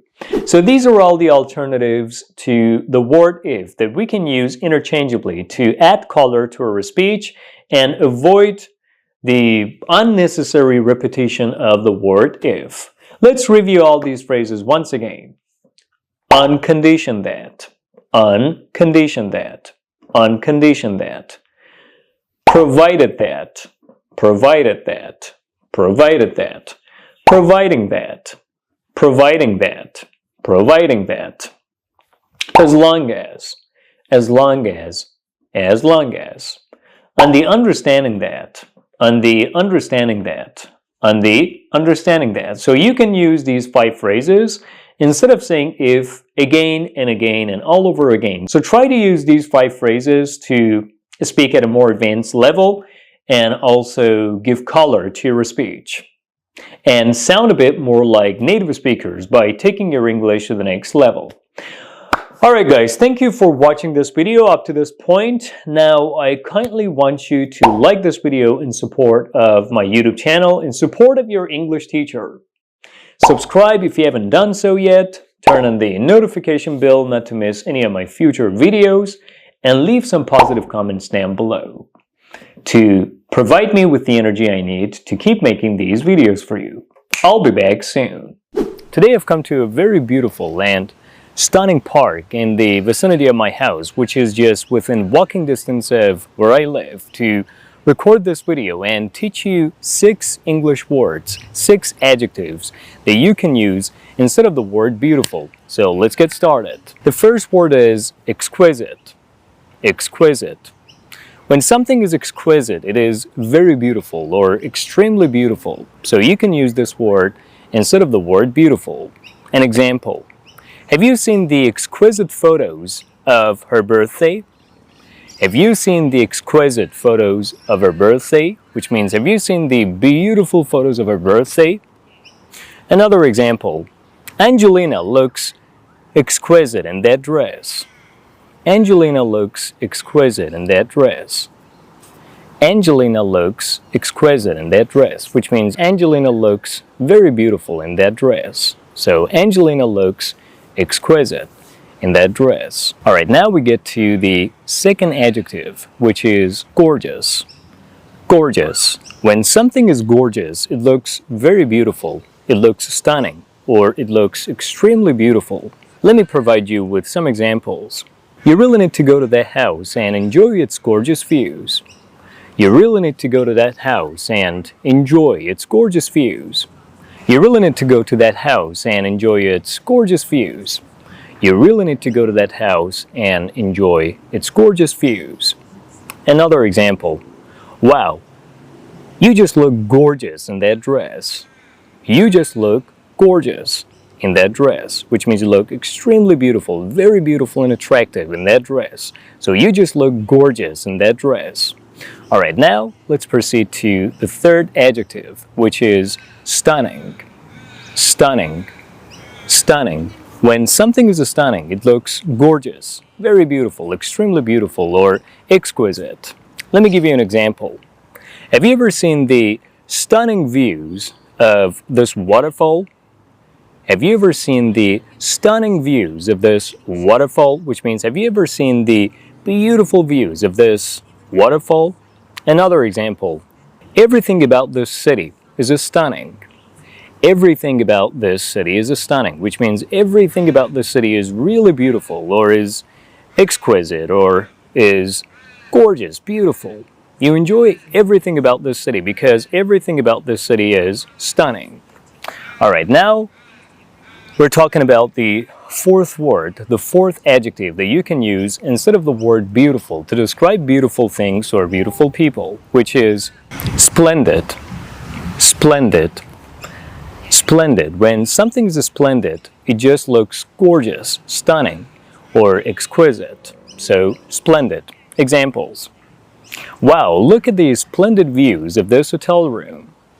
Wow, look at these splendid views of this hotel room. Another example. Julia just looks splendid in that dress. Julia just looks splendid in that dress, which means Julia just looks beautiful in that dress. So, Julia looks splendid in that dress. All right, now we're getting to the fifth adjective, the fifth word that you can use instead of the word beautiful, which is elegant. Elegant. Elegant. So when something is elegant, it looks beautiful, stunning, exquisite, or gorgeous. So elegant. Wow, you really look elegant in your wedding dress. Wow, you really look elegant in your wedding dress. You really look elegant in your wedding dress. Another example. Is this little girl your daughter? She looks elegant. Is this little girl your daughter? Wow, she's elegant. She's so lovely. She's elegant. All right, now we're getting to the sixth word or adjective that you can use instead of the word beautiful to describe beautiful things or people, which is resplendent. Resplendent. Resplendent. When something is resplendent, it is very beautiful. It looks stunning, gorgeous, exquisite, or it looks very beautiful. So let me give you two examples. The first one. Have you seen the resplendent views of this hotel room? Have you seen the resplendent views of this hotel room? Have you seen the resplendent views of this hotel room? Another example. You got to be proud of your daughter because she looks resplendent. You got to be proud of your daughter because she looks resplendent. All right, that was all about all that you were supposed to learn in this video. So in today's video, you learned 6 adjectives that you can use instead of the word beautiful. Now what I want you to do is like this video, subscribe to my channel, and make some lovely sentences with all the words that you learned and comment them down below. I'm going to be back soon with another video. Today in this video, I'm going to teach you 7 idiomatic expressions that you can use to express the idea that someone is living a difficult life or a life of difficulty because of the financial problems that they have, or due to the fact that they're short of money or they lack money. So let's start with the first one, which is to scrape out a living. To scrape out a living.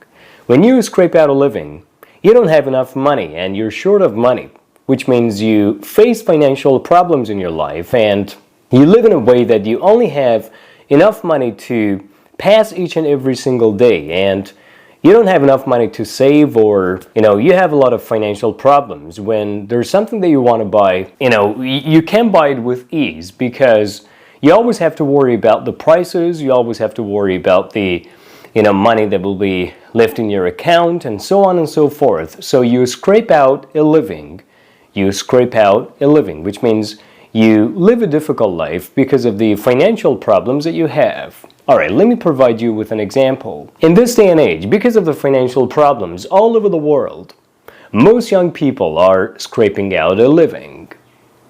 In this day and age, because of the financial problems all over the world, most young people are scraping out a living. Alright, let's move on to the second idiom that you can use, which is to live from hand to mouth.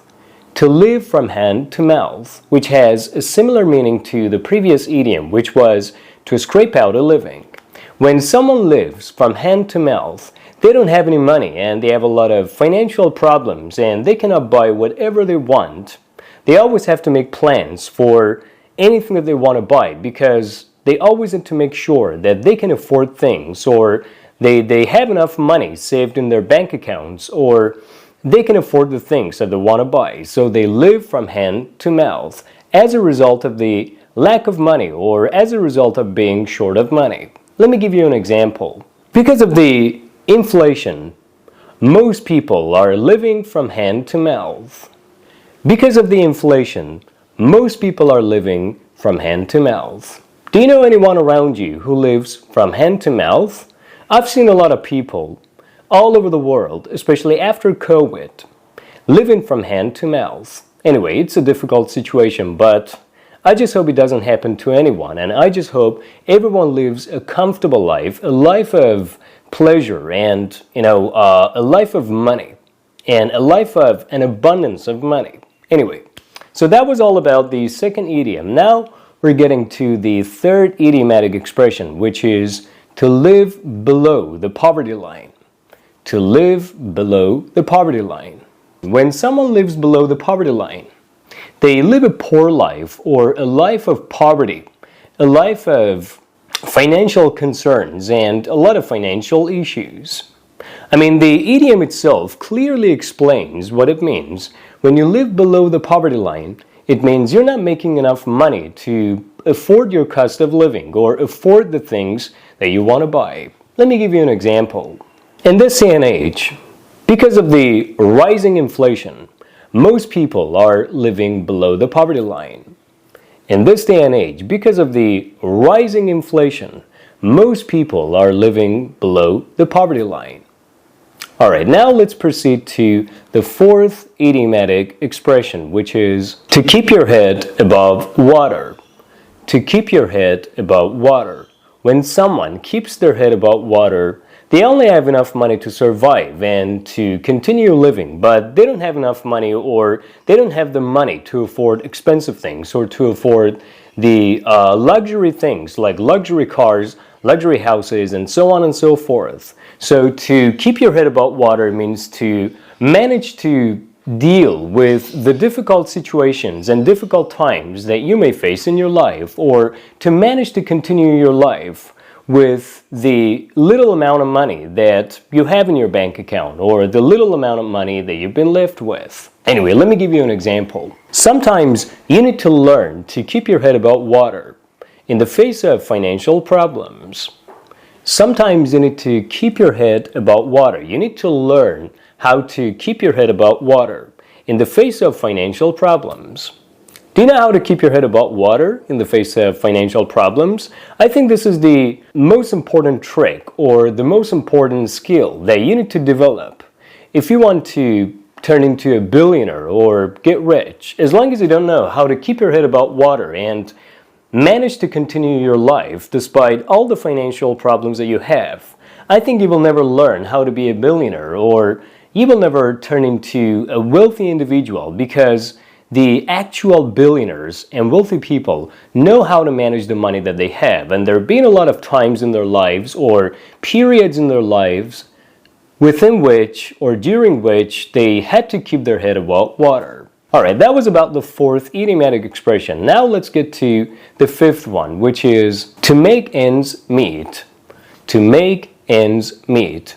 When someone makes ends meet, they only manage to make enough money to survive, or make enough money to pay for the bare essentials of their life, or the bare necessities of their life, but they don't get to save enough money, or they don't get to make enough money to afford luxurious things. So, to make ends meet. Let me give you an example. If you continue living as an employee, you will only make ends meet. If you continue your life as an employee, or if you continue living as an employee, you will only make ends meet. You will never get to save enough money to afford luxurious things. So if you continue living as an employee, you will only make ends meet. Alright, now we're getting to the sixth idiomatic expression that you can use to express the idea that someone is living a difficult life because of financial problems, which is to rob Peter to pay Paul. To rob Peter to pay Paul. When someone robs Peter to pay Paul, what they do is they are already in debt to someone, so they have to borrow money from other people to be able to clear their debts to the person that they're in debt to. All right, let's say Alex is in debt to Peter, but Alex doesn't have enough money to clear his debts to Peter or pay off his debts. So he borrows money from his other friends or from other people. Let's say Alex is in debt to Peter, but Alex doesn't have enough money to pay off his debts to Peter. So what Alex has to do is borrow money from other people to be able to clear his debts or pay off his debts that he has to Alex. So in this case, Alex is robbing Peter to pay Paul. I know a lot of people in this day and age who rob Peter to pay Paul, which means they don't have enough money themselves to clear their debts or pay off their debts. So they end up borrowing money from others, their friends, the members of their family, or whoever they know that might lend them some money to be able to pay off their debts or clear their debts to people that they're in debt to. All right, let me give you an example. He will never return your money unless he robs Peter to pay Paul. He will never return your money unless he robs Peter to pay Paul. Another example. He doesn't have any job, which is why he's just robbing Peter to pay Paul. He doesn't have any job, which is why he's robbing Peter to pay Paul. And finally, we're getting to the seventh and the last idiomatic expression that you can use to express the idea that someone is living a difficult life only and only due to the financial problems that they have, which is to live on a shoestring. To live on a shoestring. To live on a shoestring.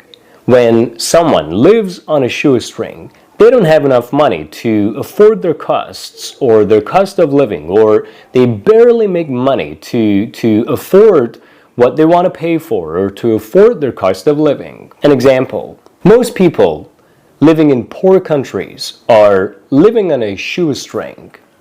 Most people living in poor countries are living on a shoestring. All right, that's about all, and that's about all the idioms that you were supposed to learn today.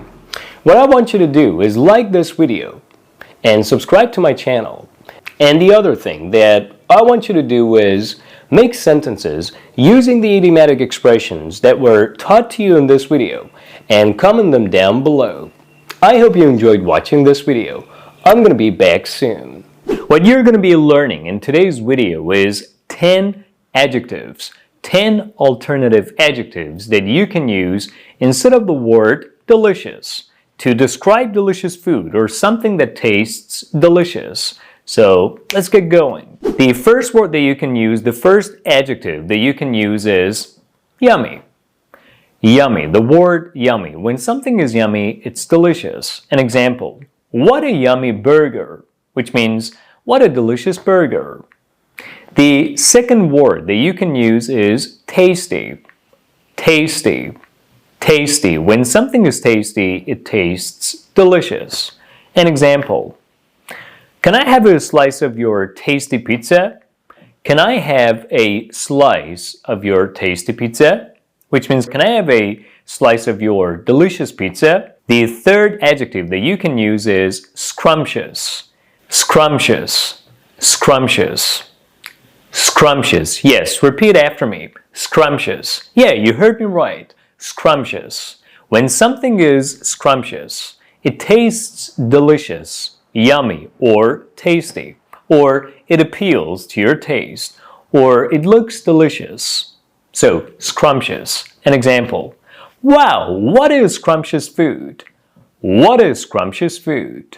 Which means what a delicious food, what a tasty food, what an appealing food, or what a delicious food. Scrumptious. One more example. I always go to this restaurant because it serves scrumptious foods. I always go to this restaurant because it serves scrumptious foods.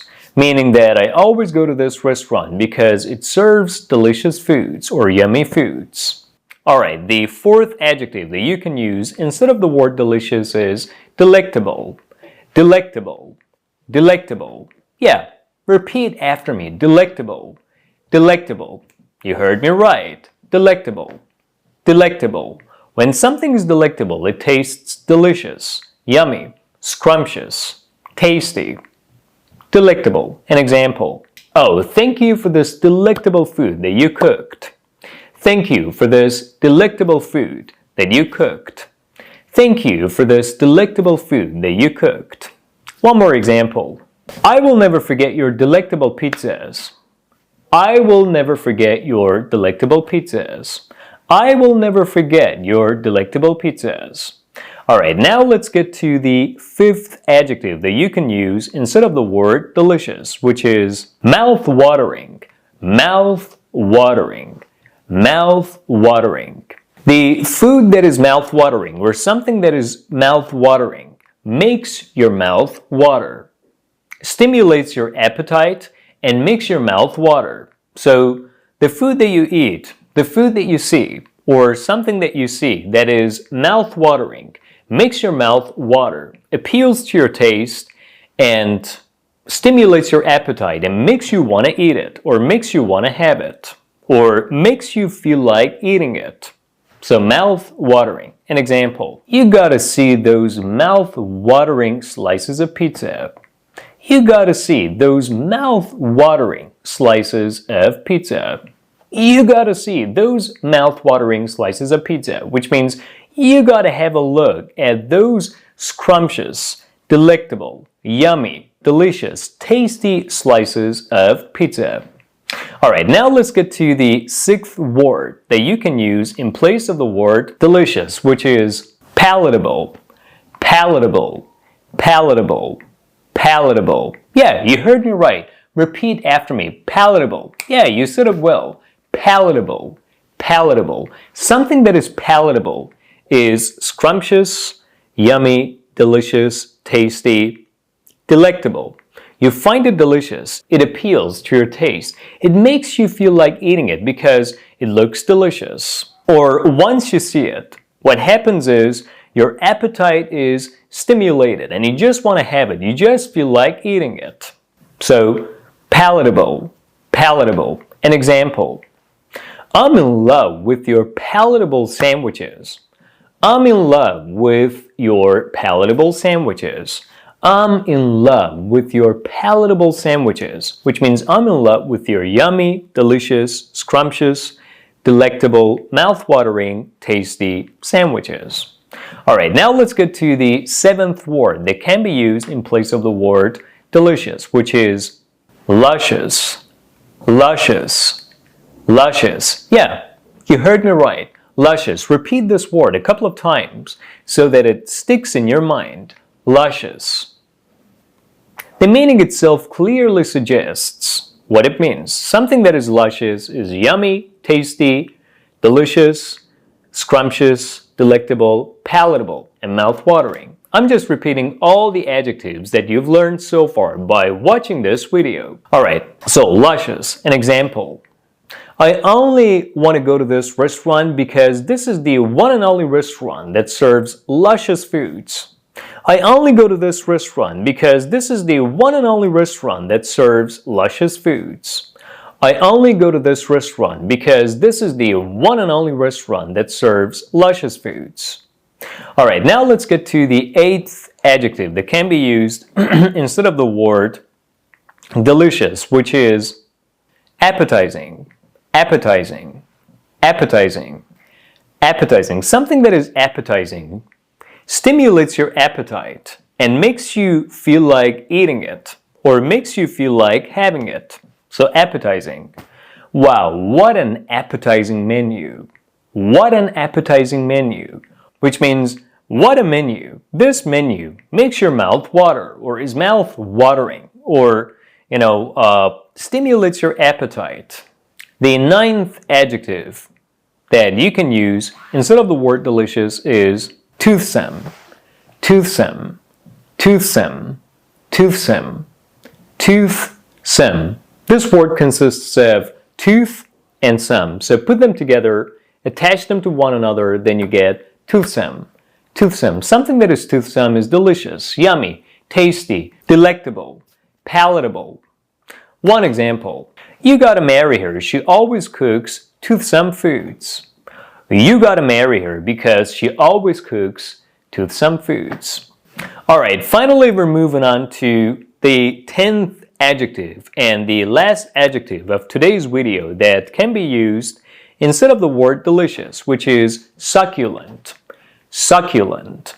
Succulent. Yeah, repeat after me. I just want to hear it. Yeah, you said it correctly. Succulent. Succulent. Something that is succulent is delicious, tasty, yummy, delectable, palatable, toothsome, mouth-watering, and scrumptious. I hope she invites us to her birthday party tonight. She always cooks succulent foods. I hope she invites us to her birthday party tonight. She always cooks succulent foods. I hope she invites us to her birthday party tonight. She always cooks succulent foods. Alright guys, that's about all. That's all about today's video. You just learned 10 adjectives that you can use instead of the word delicious. Alright, let's review all of them together. Tasty, yummy, mouth-watering, toothsome, succulent, delectable, palatable, scrumptious, and appetizing, and finally, luscious. I'll be back soon with another video. Like this video, subscribe to this YouTube channel that does provide you with thousands of pieces of valuable information about idioms, adjectives, and whatever, anything about English, all about English, and make sentences by using these adjectives that you learned out of today's video.